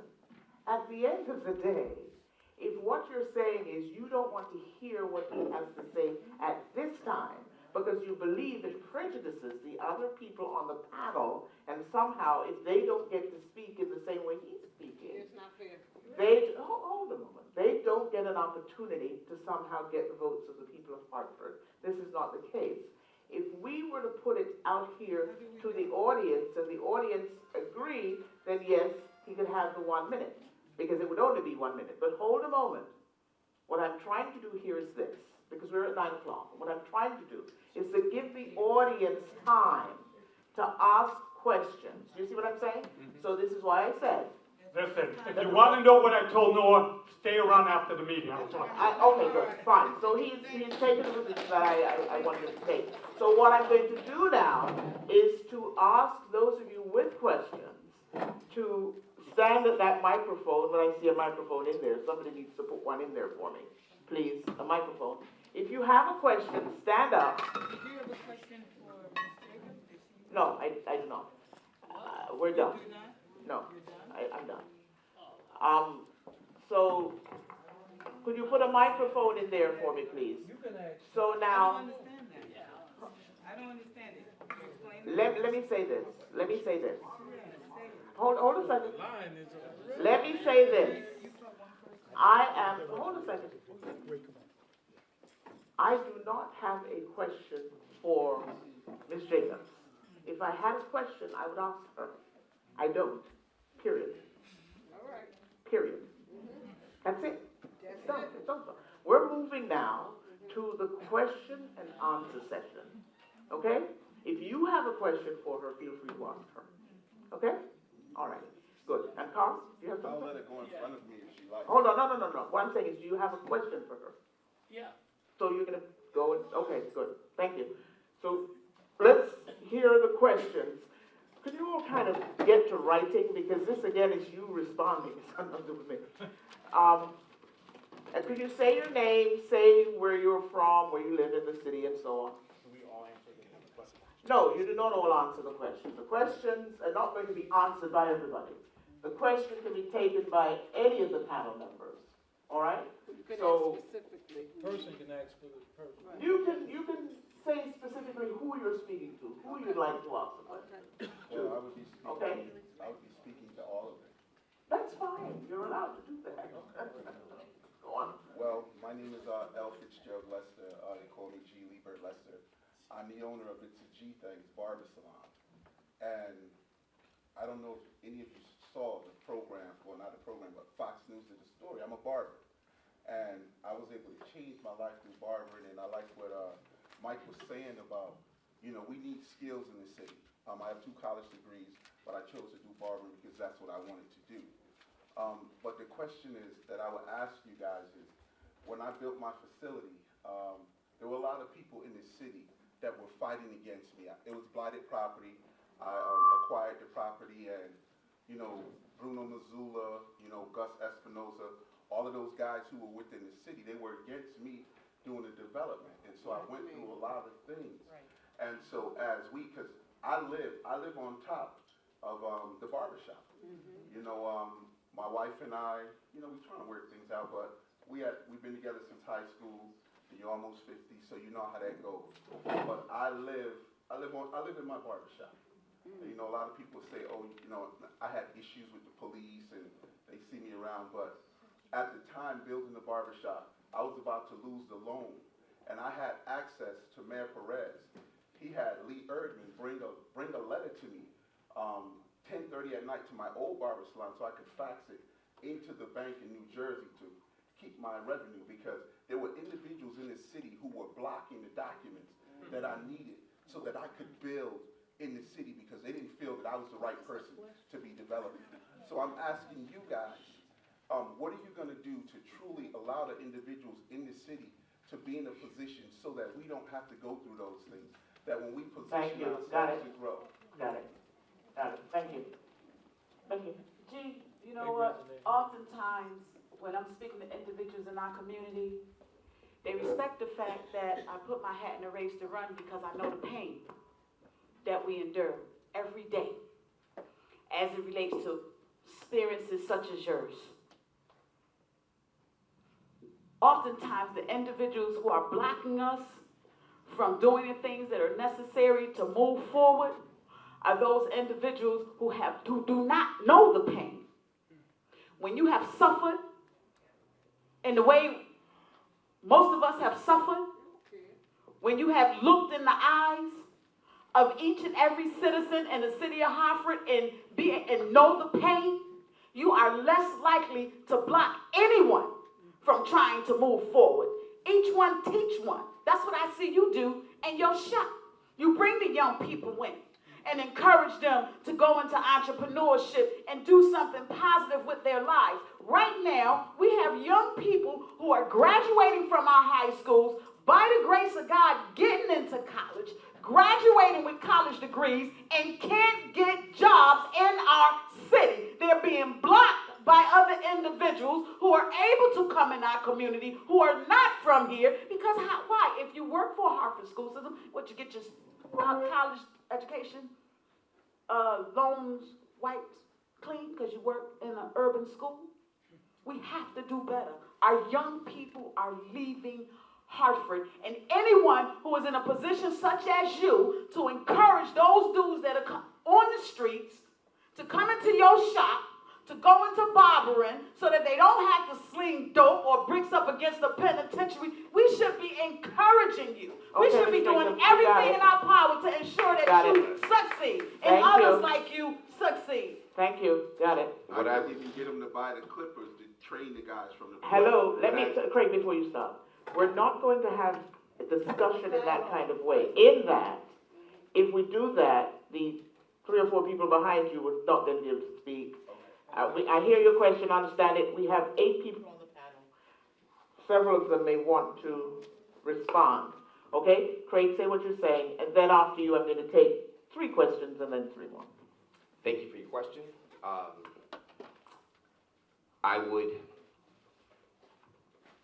babysit, hold their hand, keep them hostage in the mayor's office. Meaning, if we are developing in North Hartford and the department and the individuals you're talking about refer to Hartford as a black hole. So one, that's not acceptable. If they refer to Hartford as black hole and they refer to segments of Hartford as black hole, they shouldn't work in Hartford. So that's 1. 2, I would intentionally monitor the project, keep close reins on it, and have a consistent report from those individuals to my office to make sure that what you are experiencing and what they're telling you is accurate. And again, as chairman of the board, I find myself having to do that quite a bit. So there's 2 sides to every story, but what you have to do as mayor is make sure that you're in a fair position to make sure that your staff is doing what they're supposed to do and the needs of the individual businesses are being met. And I just wanted, for the record, I'm one of those street dudes that G used to cut his hair, and G encouraged me to go into politics and business. So I thank you for that, and you're part of the reason why I'm sitting here running, because they are long-term issues. You've been fighting for that shop since I was in high school. So I'm here to bear witness to that. Thank you, Craig. Anybody else? Mike? Yeah, I just wanted, one of the reasons if you think I look good tonight, I look good because I was at G's barbershop on Saturday. Okay. Mike, there's not much to do, Mike. One of the guys said, what do you want to do? I said, just cut it all off. He says, well, it's all off the top. But we have to, when G told me this story, I couldn't quite believe what were the things that the blocks that he ran into. And we have to encourage people in the city and not discourage them. And that's a way of discouraging them. And you have to stop people. As I say, there's white supremacists from the suburbs. They come in here and they want to buy up everything and start every business they can and make every bit of money they can and run. Okay, Mike, thank you. Mr. McCauley? Oh, I saw Stan before I saw you, Mr. McCauley. You can follow. Intentional. Bottom line. Is there a desire to see you succeed? Right. I don't find it hard to believe the stop and block went on, because that's part of the game here in the city. We all know it happens. And until you elect somebody who is sincerely interested in the best interest of the young entrepreneurs who take risk, put it all on the line, go in deep for hundreds of thousands of dollars, risk personal fortune and life and limb to see a dream come to pass. Until you elect people who are in it with you, you can expect stop and block from another group of people. Thank you. Thank you. Now, what I'd like to do is to take the next three questions. I just want to respond. Oh, I'm sorry, Yeah. Brandon Moore. G, thank you. I think you were the first brother that I've known from the streets that actually went to Morehouse, graduated, came back, and have given back to this community. But the reality is we failed you. You literally came with the plan. You came with the resources. All you needed was additional dollars to make the program work.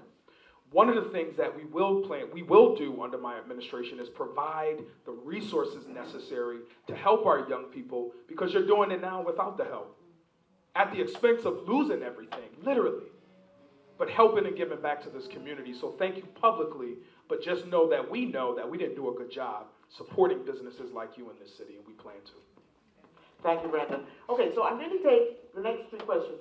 Panel members, please listen very carefully and take whatever notes you need to, because I want to allow as many people as possible to ask questions.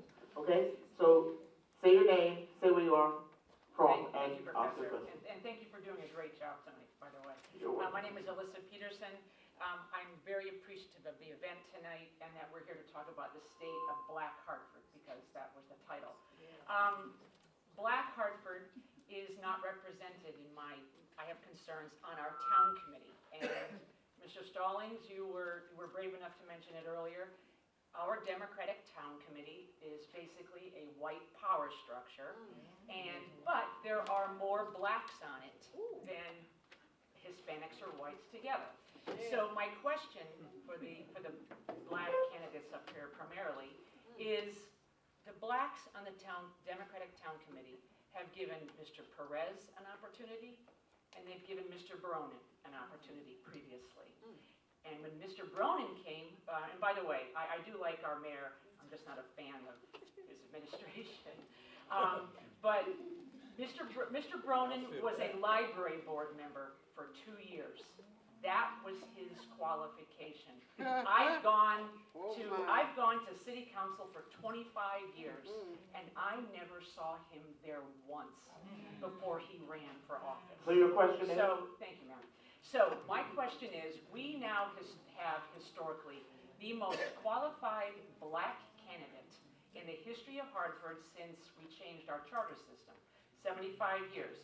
A state representative with 7 years. He's the head of a caucus citywide, and he runs the housing committee.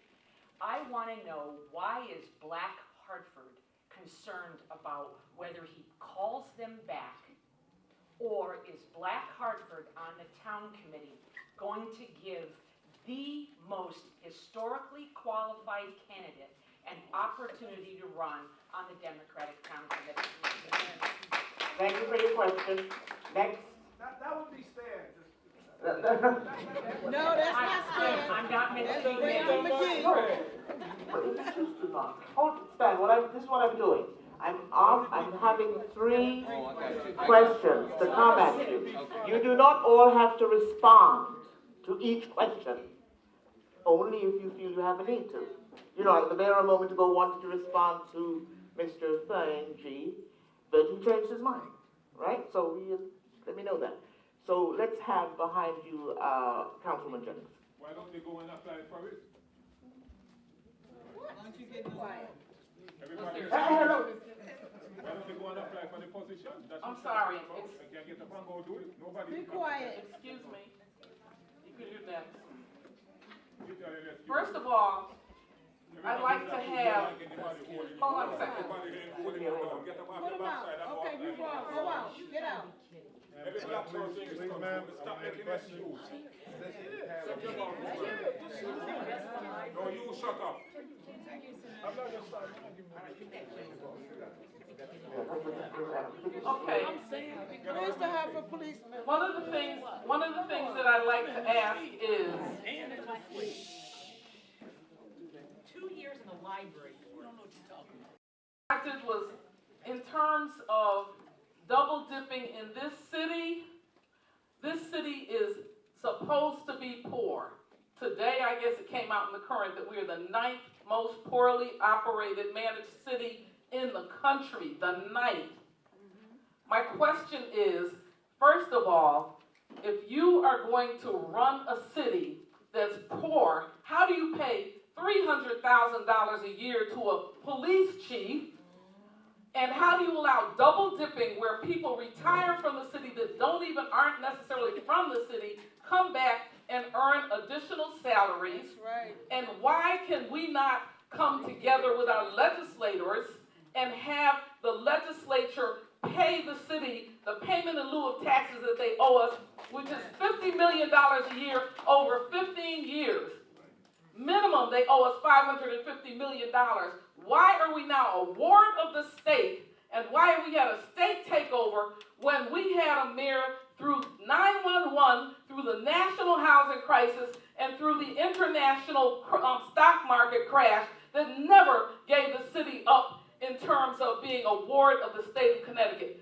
When these mayors leave here, or when this mayor leaves here, we will still be a ward of the state of Connecticut, and there will be 3 people from Greenwich that are now running our city. Please tell me what you plan to do to get us out of this takeover, and tell me why we were in it in the first place. Thank you. Yeah. Next person. My name is Johnny Thompson. I'm Andre Thompson's son. I came up here to say that I didn't see my dad at his worst. I didn't see him struggle, but he's always been there for me. Like, I didn't got incarcerated, and when I came out, he pointed me in the right direction. He said I got to go to college. So we both went. We applied to college. We had to do what we had to do. And now I start at Capital Community College. But I came up here to ask my dad a question. This is the same reason why we've been staying up all night and every couple nights, and he's been talking about being a mayor, what he wants to change, things he wants to do, how he wants to better himself in life. So my question is to you, well, I already know, but I want you to tell the people why you chose to be mayor, and what made you want to run and change for the world. Thank you. Thank you. And actually, maybe I'll give Carl the opportunity to speak so he can sit down. Thank you very much. Thank you. Carl, why don't you answer? Thank you. My name is Carl Hodrick. I've been in the city all my life. I was born here. My mother was born here. Her mother was born here. So I'm truly a Hartford person. I want to really focus on education, but I do want to speak to Gigi as the person that I know that's taking on young people that no one else wants. She's taken on 2 twins in the city that have caused havoc in the city, who runs up to the hotels with guns, and she has taken on the people. So I'm saying to you, Gigi, you don't have to put anybody down. Just be yourself, because the things that you do, people know in the street, and they also know in the suites. I do want to say this in terms of, I was proud of Brandon getting a 3% education, but then I was disappointed when I found out that it didn't go into the public school system. So my question to you, Brandon, is how is it that Craig got 3%, 5% salary, and the public school system didn't get it? What happened? And I want to say to all you, if we don't educate, then they're going to incarcerate. Thank you. Luke, great job with the Youth Service Corps. You made a difference in their life. Because if you didn't, the streets would be shot up. Thank you. They're shot up. Everybody ain't dying. Okay, Carl, thank you. So we have... You ain't interrupted me. Thank you. I know you're done. Okay, so hold on. Can we have responses from the panel? Sam? Thank you. See if I can remember these.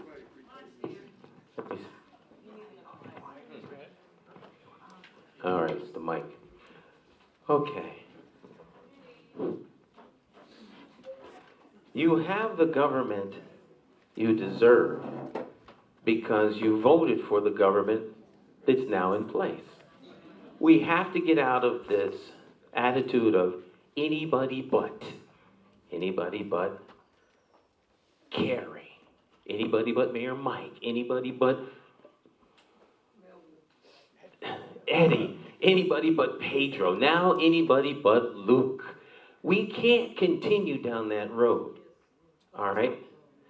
Who is the most qualified individual up here to receive the party's nomination? Who is the most electable for the party? I'm trying to get you all to divorce yourself from the plantation of party politics. I don't care whether it's Democrat or Republican. They're the reason that we're in the mess we're in right now, and we have the clown in chief at the middle, sitting down there at what is it, 1200 Pennsylvania Avenue? 1600. There we go. 1600 Pennsylvania Avenue. All right, you have to vote purposely. I'm glad there's a lot of people up here, and I'll say plainly for the mic and everybody else, I'm glad there's several black candidates up here. Because Black Hartford deserves to choose who it wants to be its mayoral candidate. Okay? The town committee can do its job, and if the town committee feels they want to vote for somebody else, that's their prerogative. I'm not seeking the town committee's endorsement. Because I'm not running for the machine. We're not going to split the black vote. We're going to split the machine vote.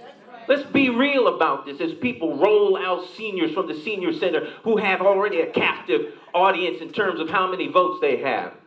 Okay? If you want to talk about real leadership, you want to talk about governance in this city, then people have to be responsible. This is your government. This is the reflection of your government. I said this to the mayor sitting at Ashley's. No disrespect to him. You want to see the state of Black Hartford? He's sitting right there. You all put him in. You have an opportunity. The town committee didn't put him in. The Hartford citizens put him in. Okay? Because the town committee can nominate somebody, but it is the party. There are 49,000 Democrats, of which I am one. And so, when will we get up and vote, not because somebody is black or Latino or white, but because they have the best interest of Hartford at heart? And when we start thinking that way, it'll be acted out. And until then, you have the government you deserve. I'm glad that young man is running, because his son is the reason that we're all in this room. And until we start seeing him and valuing him and all the other children in this city, we're all doomed. He's our future. And we're in here playing politics. It's unacceptable at any level. And it's time for us to man up. We need leadership that's willing to take the bullet. That's what leadership is. And we need people to step up to the plate on every level.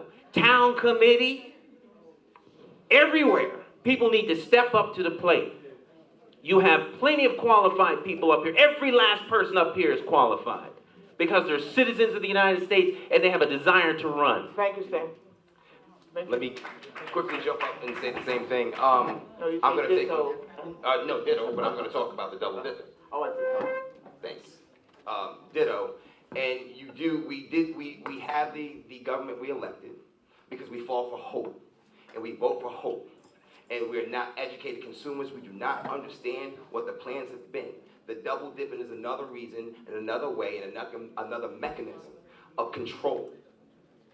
The current chief right now, if you stop and you do your research, because I've been doing some research, and this chief is not qualified and not deserving of being active chief at all.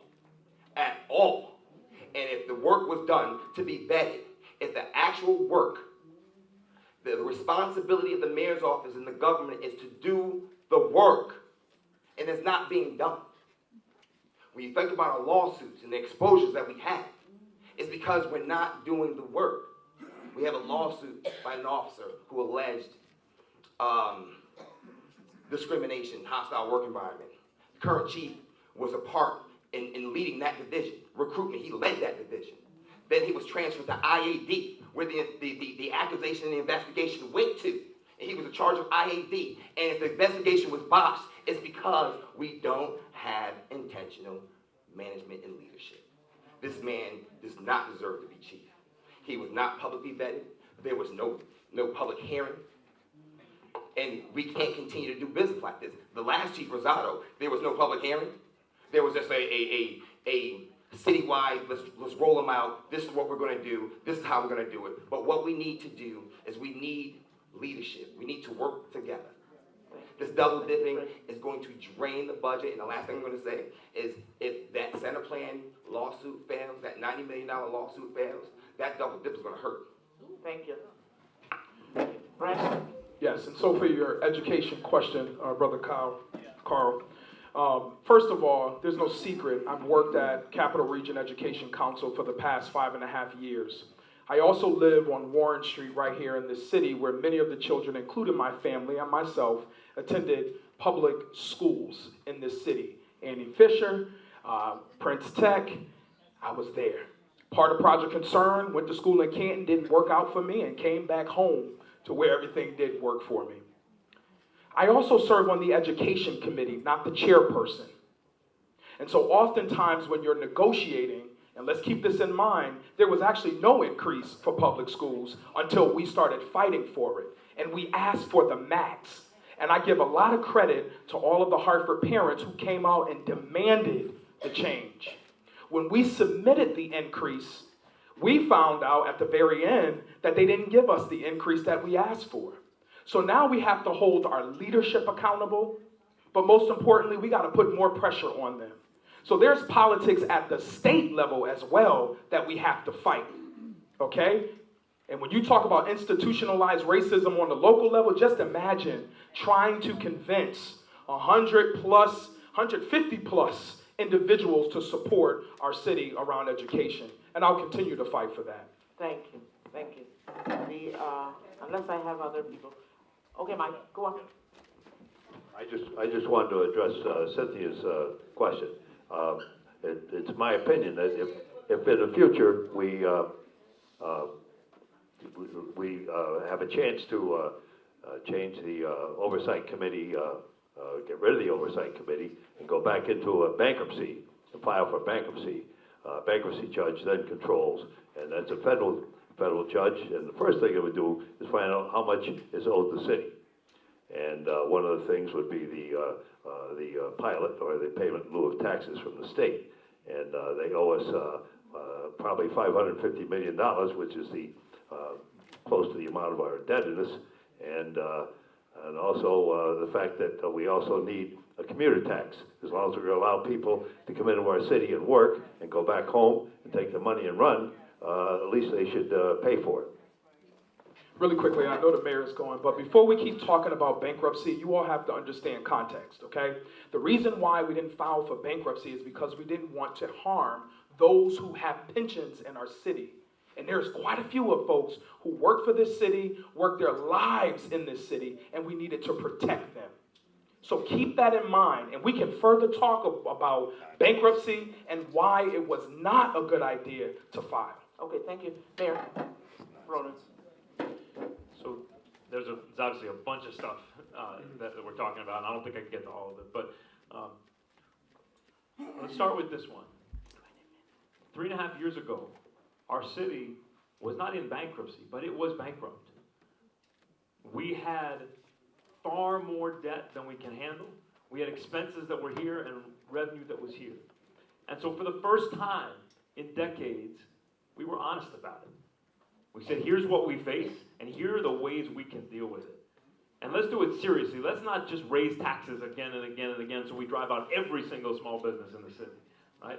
Let's not just delay some debt payments again so it's the next mayor's problem. Right? Let's not just borrow some more money so that it's the next generation's problem. We went out and we fought, and we worked together with our unions. We got our companies, our big corporations to put some money in. We got the state to step up. We had a lot of legislators, suburban legislators, Republican legislators didn't want to have anything to do with that, but we went out and made the case that Connecticut needs a strong city, and they deserved a different kind of partnership.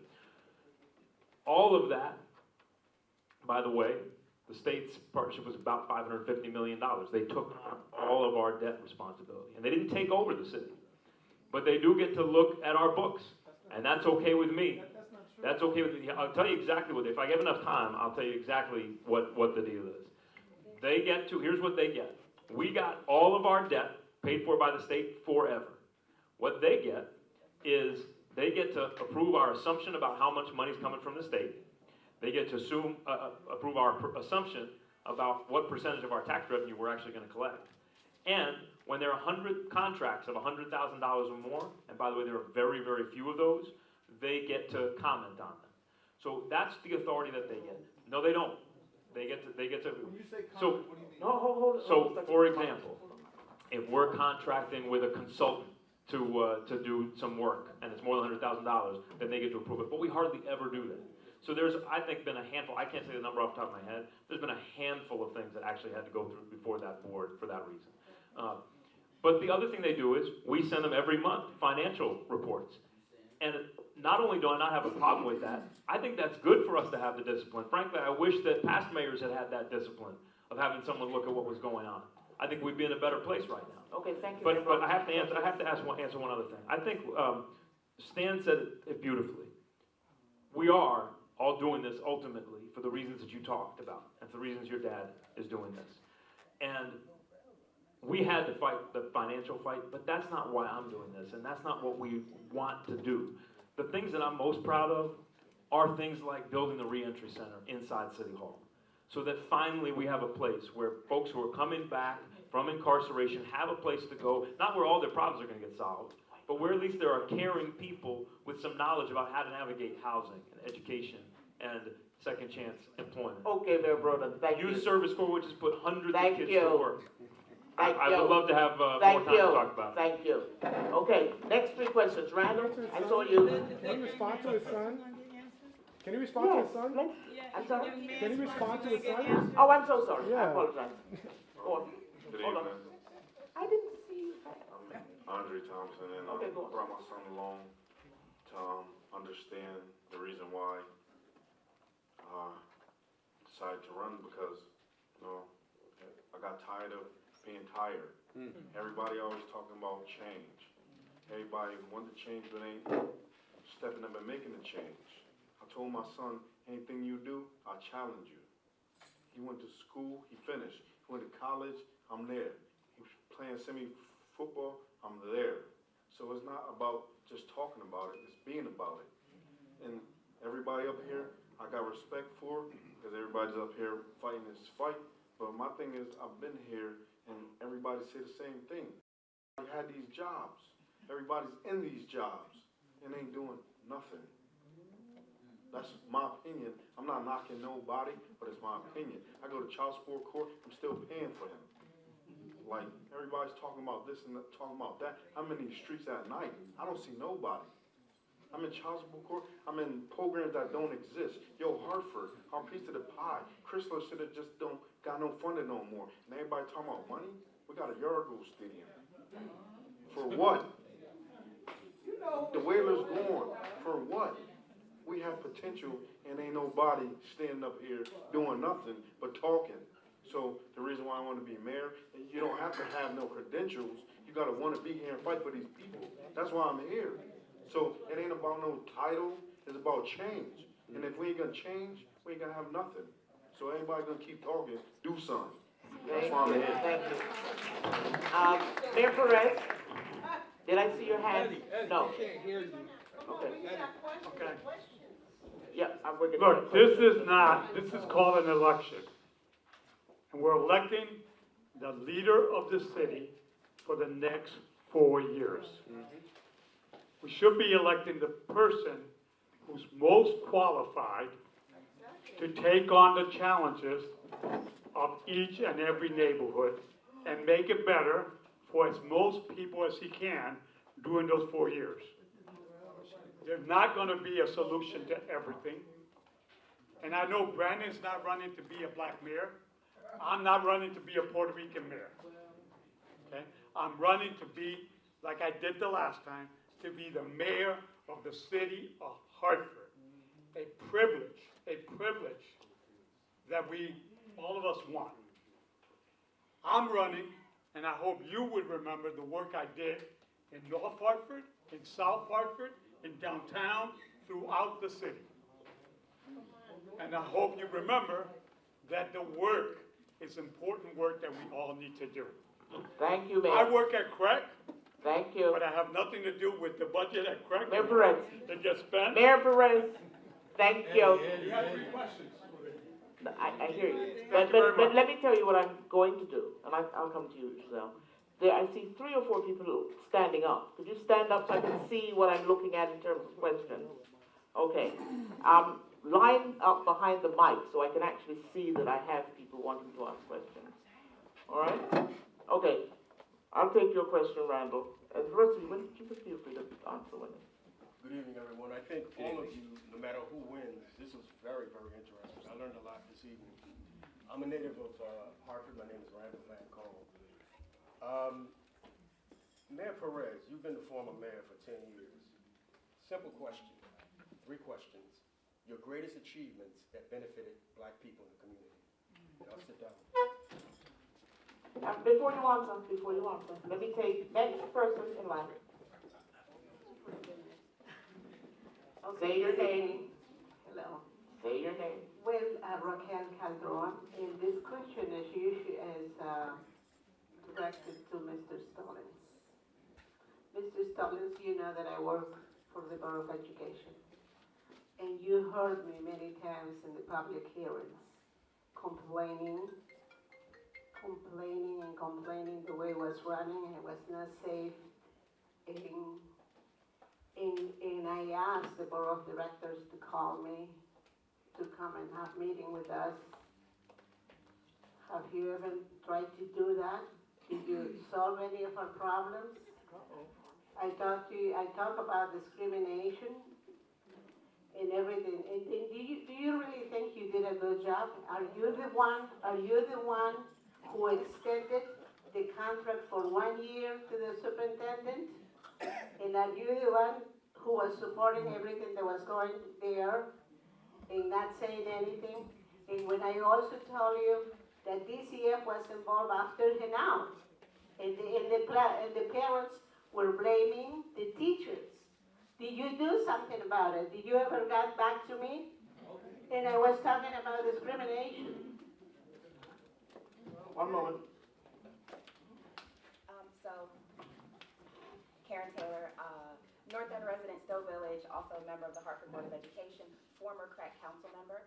I'm going to kind of pivot a little bit. I think that most of you all know my spin is kind of like school integration stuff and quality education. But since we're talking about the state of Black Hartford, I want to ask a question about what initiatives are in the pipeline for the Caribbean community. Considering that we have a lot of things happening on the national front in terms of immigration, there are a lot of immigrants here in the city of Hartford, many of them undocumented, who do not typically look like Latinx folks who are undocumented in the city of Hartford. And I want to know, kind of floor to ceiling, what are we doing to protect people who are undocumented of all races and ethnicities, and what initiatives do we have to support Caribbean Americans in this community? Hartford is one of the 3rd largest Caribbean populations in the United States.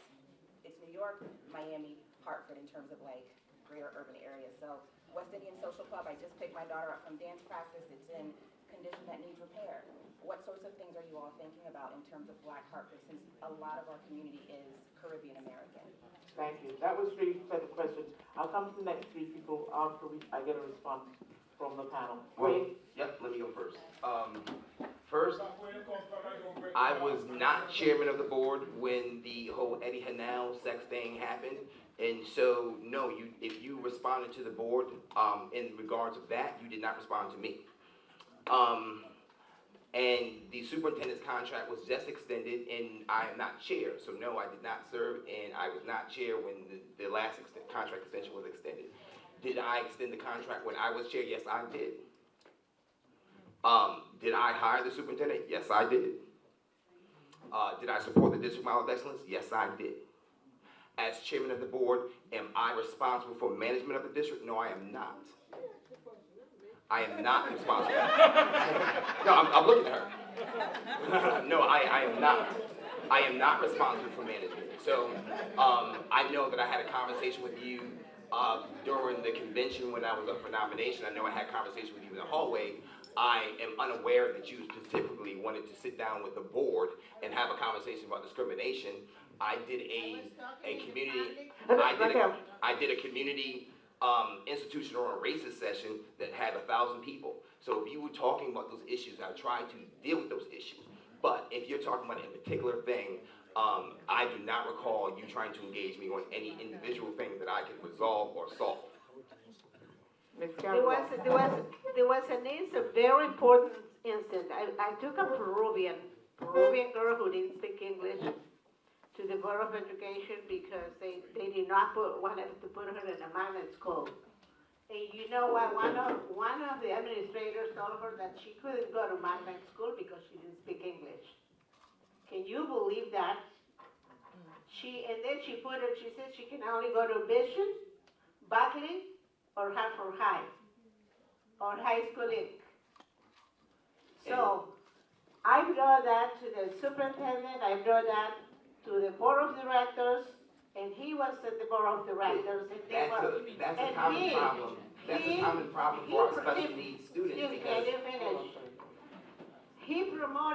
He extended the one more year for $260,000 a year. Ms. Calderon, it seems to me, this is not to answer the question, but it seems to me that you're dealing with a systemic structural problem that needs to be continually dealt with, and that needs to have administrators and civil servants and other such people pointed out specifically, and you need to juxtapose what they're doing with the policies of the board, and such that you can expose people if in fact they're doing something that is discriminatory or that is racist in any way. All right? To address that, that's my indifference with the chef local school system. That is a common practice with a lot of our special needs students and our ELL students. They don't get services in magnet schools. They're underserviced, hence why I refer to it as a discriminatory process. And Jamie Crow. Okay, thanks, Ray. Do I have I'd like to take this opportunity first to apologize if I have offended anyone with any of my comments, and realizing that it doesn't make me a better person to point out the faults of others. Also, our current mayor got in office with less than 10,000 votes, despite the fact that we have over 125,000 individuals in our community. Section 2 of the State of Connecticut Constitution states that all political power is inherent in the people, and all free government is founded on their authority and instituted for their benefit, and that they shall have at all times an undeniable, indefeasible right to alter their form of government in such manner as they think expedient. And what does that tell us, people? It tells us that we the people have the power. If we want to see change happen in our community, it's going to take us to do it. When I'm out in our community, which is what I was speaking to with a lot of my comments, is what I hear when I knock on doors. It's the word that's on the streets, and the streets have eyes. They're not just paying attention to the shootings that are taking place. We just had 4 individuals get shot last night. A mother and a daughter, because her son was involved in something. He didn't even get hit.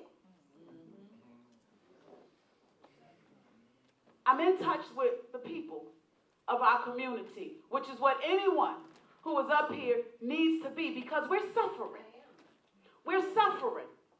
There's a large divide between the wealth in the city of Hartford and the injustice that takes place with the rest of us. We're suffering. And that's why I'm here, and I wanted to speak to that.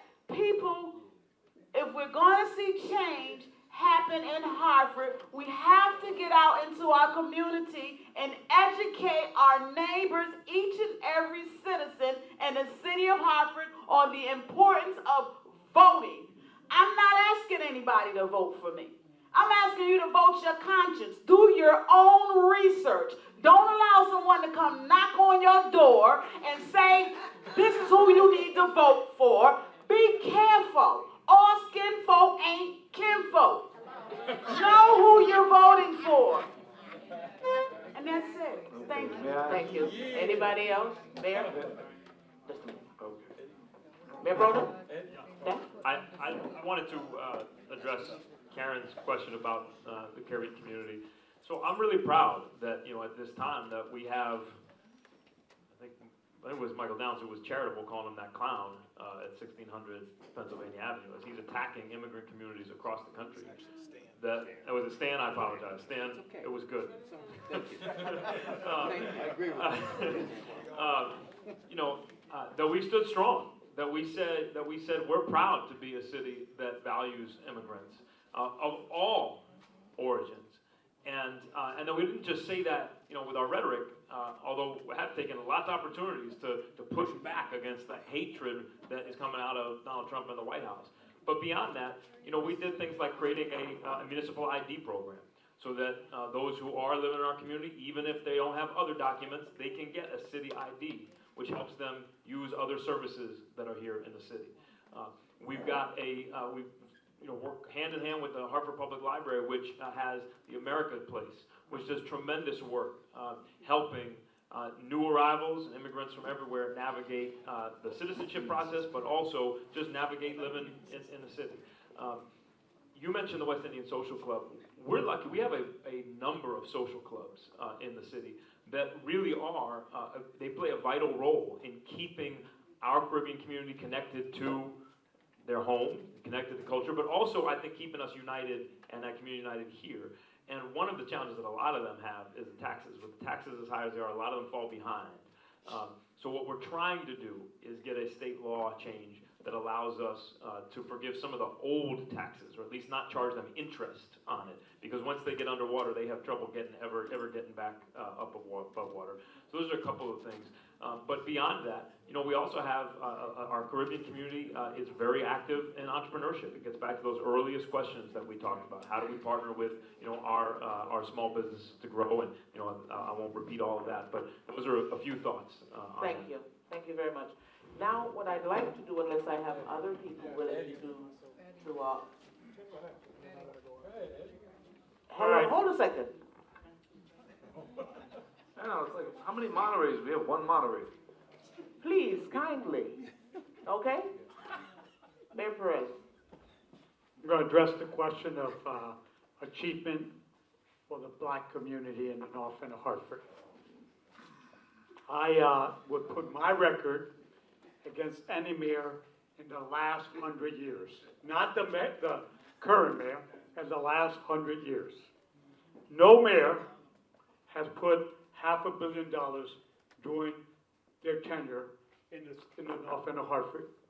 I'm not going to go through each project, but if you have read the North End Agents, there was $500 million.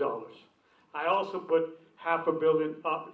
If you follow my trend on the school project and the work we did with the school building, we spent up to now on the model that I set up that Mayor Brumlin continues to mention, all that work that we're doing at Weaver and at Fox, all that began with the school building program that was started under my administration and the model that we've had. I was the first person to create a school building committee and awarded the project management company to a 100% minority-owned company. Mayor And Perez, people have thank forgotten you. all that. Thank So you. that's the answer to the question, and that's only the beginning. I have Thank you. plenty other more stuff that I did. Thank you. Brandon, I'm going to ask you something because time is of the essence at this point. Can we hear the questions coming from our 4 audience members, and then you're all going to have the last word. Okay? So can we have the questions, please? Okay, I have a few questions. Y'all not gonna tell me what to say. You know better than that. Okay, first of all, I would like someone to clarify whether or not the set-aside is still in place, because it was to my understanding that the set-aside was either done away with or a state, I'm sorry, what? No, go ahead. That it was challenged and so it's no longer being enforced. That's number one. Number two, what no one really is talking about, in terms of children not going to school or young adults not going to school, our children have access to Google. And so they're a little bit more informed about historical things than we are. And so they don't want to go to school to study the white supremacist lie that they've been indoctrinated to from the time they were able to read until they graduated college. So are we going to address the racist white supremacist ideology that exists within our school system, and how we go about that? Because that's a difficult task when you understand that Christopher Columbus was a terrorist, George Washington was a pedophile, and Benjamin Franklin was a rapist. So those are some issues that need to be addressed. The other thing is, there really is no oversight. I worked on just about every single building in the city of Hartford.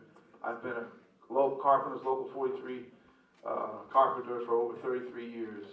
And what they do is they rig the numbers because there's no oversight. So they'll hire a bunch of black folks and rig the numbers, and then they lay them off.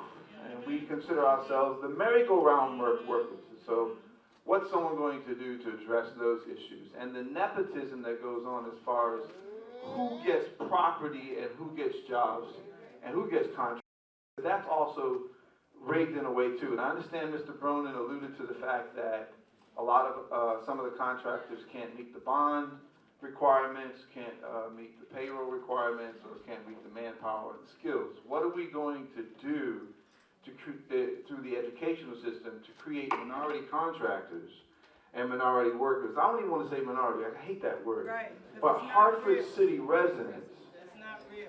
And I would like to say to that, it's just good business. It's not even about race. If we hire local people, that money stays within the system. Thanks.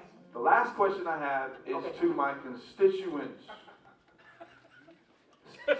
Pastor Stan McCauley said something very, very, very, very, very important. You look at Luke Bronin, this is the state of Black Hartford. And no offense to you, the tap dancing and the James Brown stuff and the double dutching, to me, no disrespect to you, is coonery. Okay? And for those black folks that look like me that say that it's okay, that's bullshit. I don't like it. Please don't do it anymore. Okay. So how much longer as we as constituents are only going to show out? How many votes did you say? 10,000 votes? Less than 10,000 votes?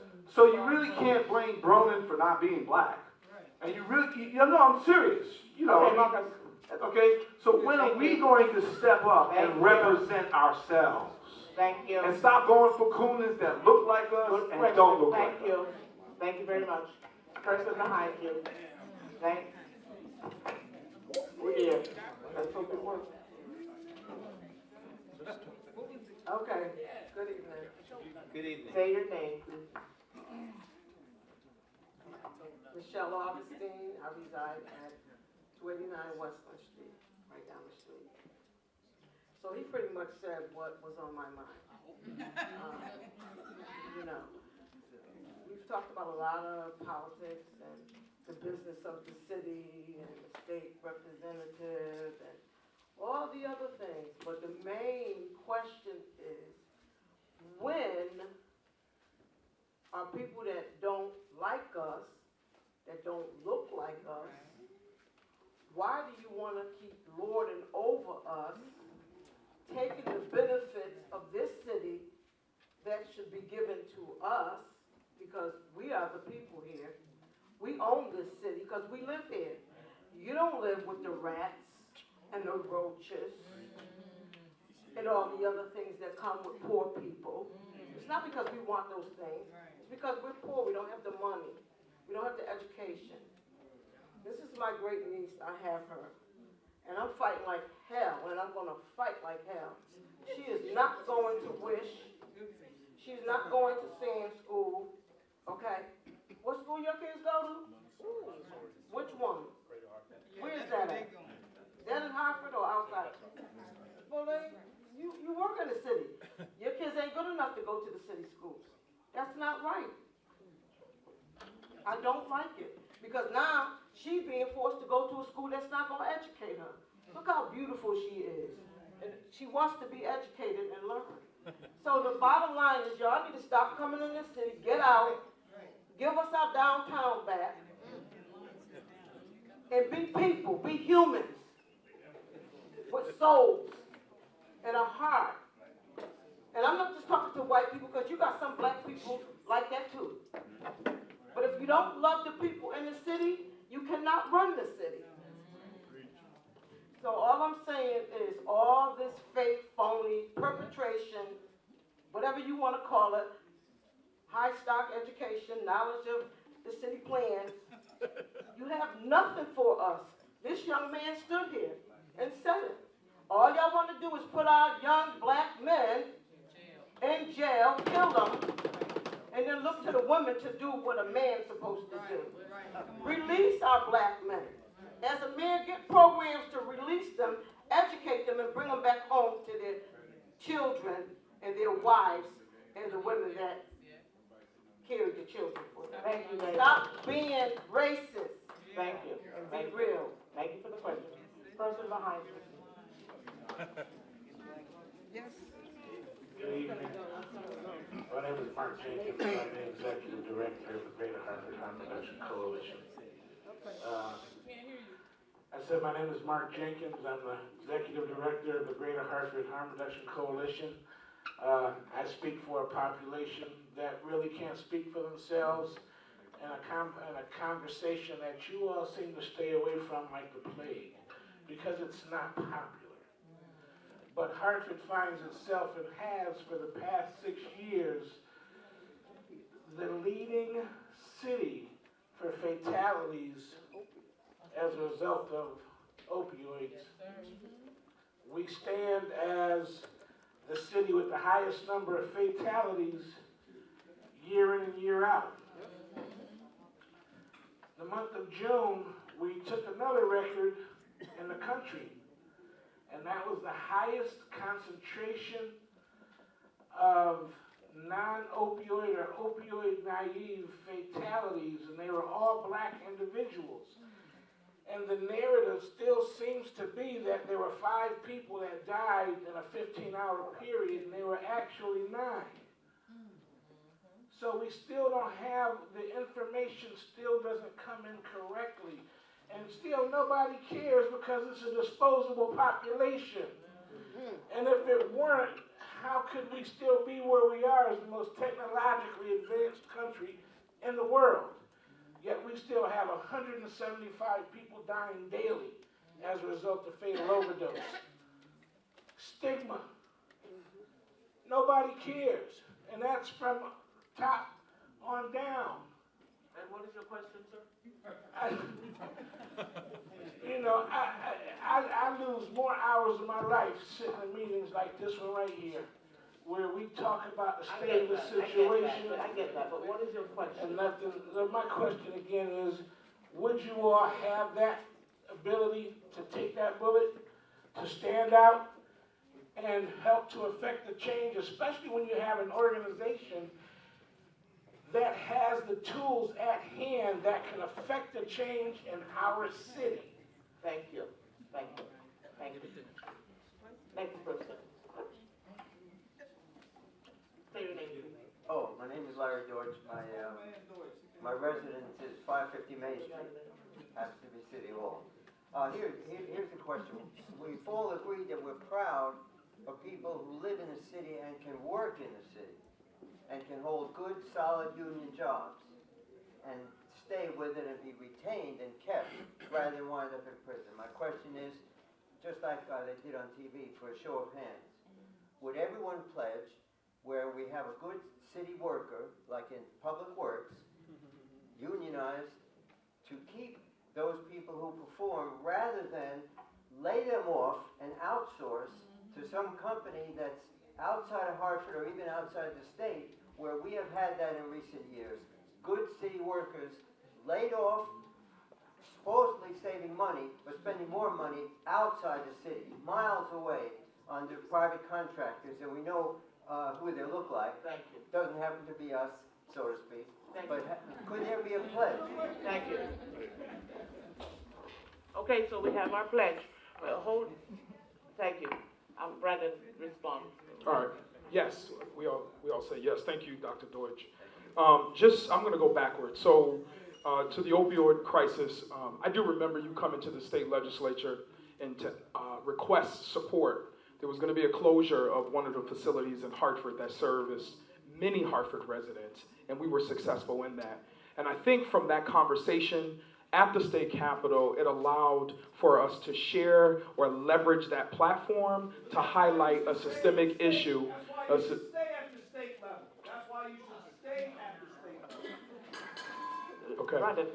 So that would allow us to create a platform, to leverage the work that you're doing, and to also restore funding there. So I appreciate the work that you're doing, but I think what we need to do, and I appreciate the comment of doing such a great job on the state level, I love to do it on the local level.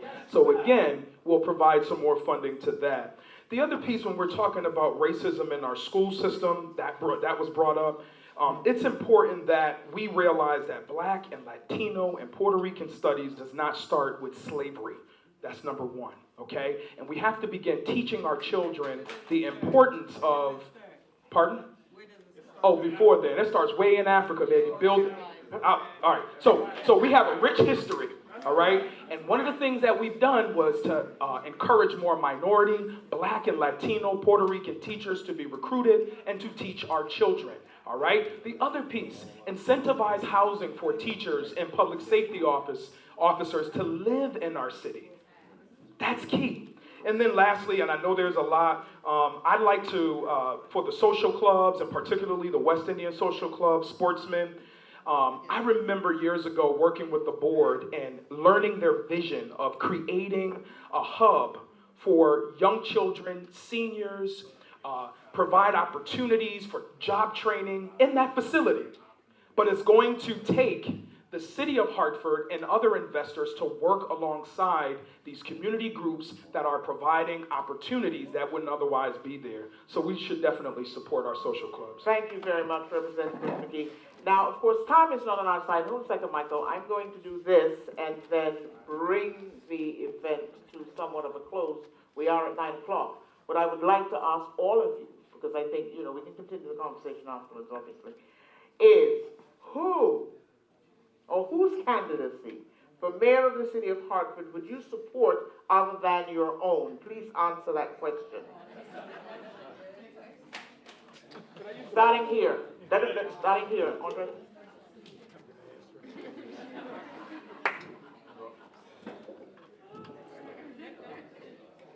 Honestly, I mean,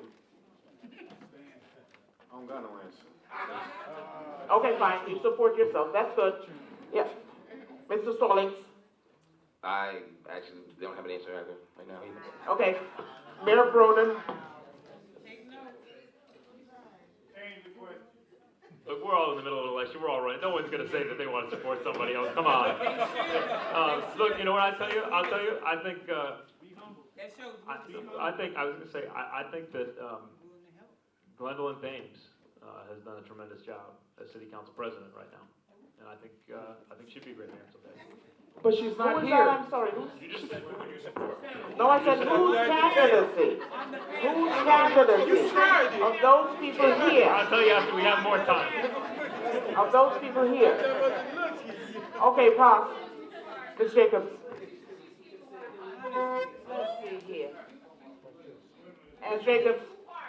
As a descendant of a grandfather who is a lifetime member at the West Indian Club, born in St. Kitts, 93 years old, residing in Windsor, and a World War II veteran, I have enough courage to answer the question. I would support Brandon McGee as mayor. Thank you for that. Mayor Perez. Señoras y señores, el apoyo es para mí. I want to be your mayor, and I support myself. That's what I started to do, and I'm going to do that to the end. Okay, I hear you. Brandon?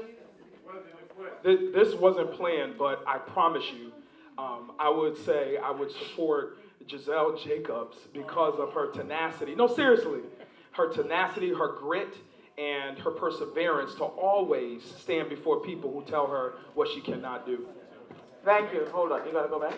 Hold on. Michael? Hi. I don't want to commit myself because we all run because we have ideas that we want to present, and we have opinions that we want to present, and we also listen to other people's opinions. So whatever I'm saying, whatever I'm doing, I hope that everyone's listening and watching, and if they happen to become mayor and it's not me, then I hope they listen to what I had to say. Okay, good enough. Thank you, Michael. Okay. Mr. McCauley. This is an interesting dilemma.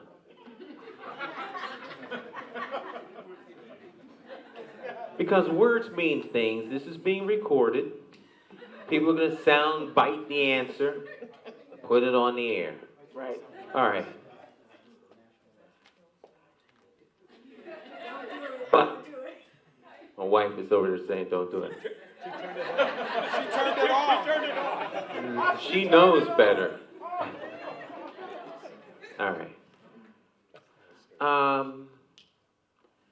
Because I have become the unofficial confidant of so many people in this city, and truth is my currency and capital, I will answer this question honestly and truly, knowing full well that it will not jeopardize my capacity to win the election. Okay. There are only 2 people in this room, on this stage, that are qualified to step into that office November the 6th and run the city. If we're talking about sheer qualifications, like if you're on an airplane and the pilot got shot, who do you want to fly the plane? Put your differences to the side. This is a life or death question as to who will be able to run the city. Now, if y'all can't figure out the answer to that question, I am not going to tell you. I'm not going to tell you. Because we're in bigger trouble than I could begin to imagine. And if you can't answer the question, I don't know if I'll want to be mayor. I want to thank you for that. I want to thank you for that. Who do you trust, Hartford? Come on. Thank you. And Can I, with that, wait, can I just interrupt 1 second? I have to put it some background. No, I have to put it some background. Ever since some of us filed as candidates, and I'm talking back since January, we've been pressured to get out the race because of this quote-unquote split vote. So the reason why I did not think about it is because I have not been confronted with it yet. We have not petitioned yet, and I am still viable as far as I'm concerned. Amen. But will I work for the city of Hartford? Absolutely, because I've been doing that, and I'll continue to do that. So that's my whole answer. Okay, thank you. Well, it is now, I think, perhaps 9:10 or thereabouts, 9:11 or thereabouts. We have a 9 o'clock closure. I hope that this forum has given some of you at least an opportunity to think about who among these 8 people you will support or you will promote for the mayoral position within the city of Hartford. I thank you for attending and for staying. Thank you. Thank you so much. Mr. Thomas, thank you for your phone.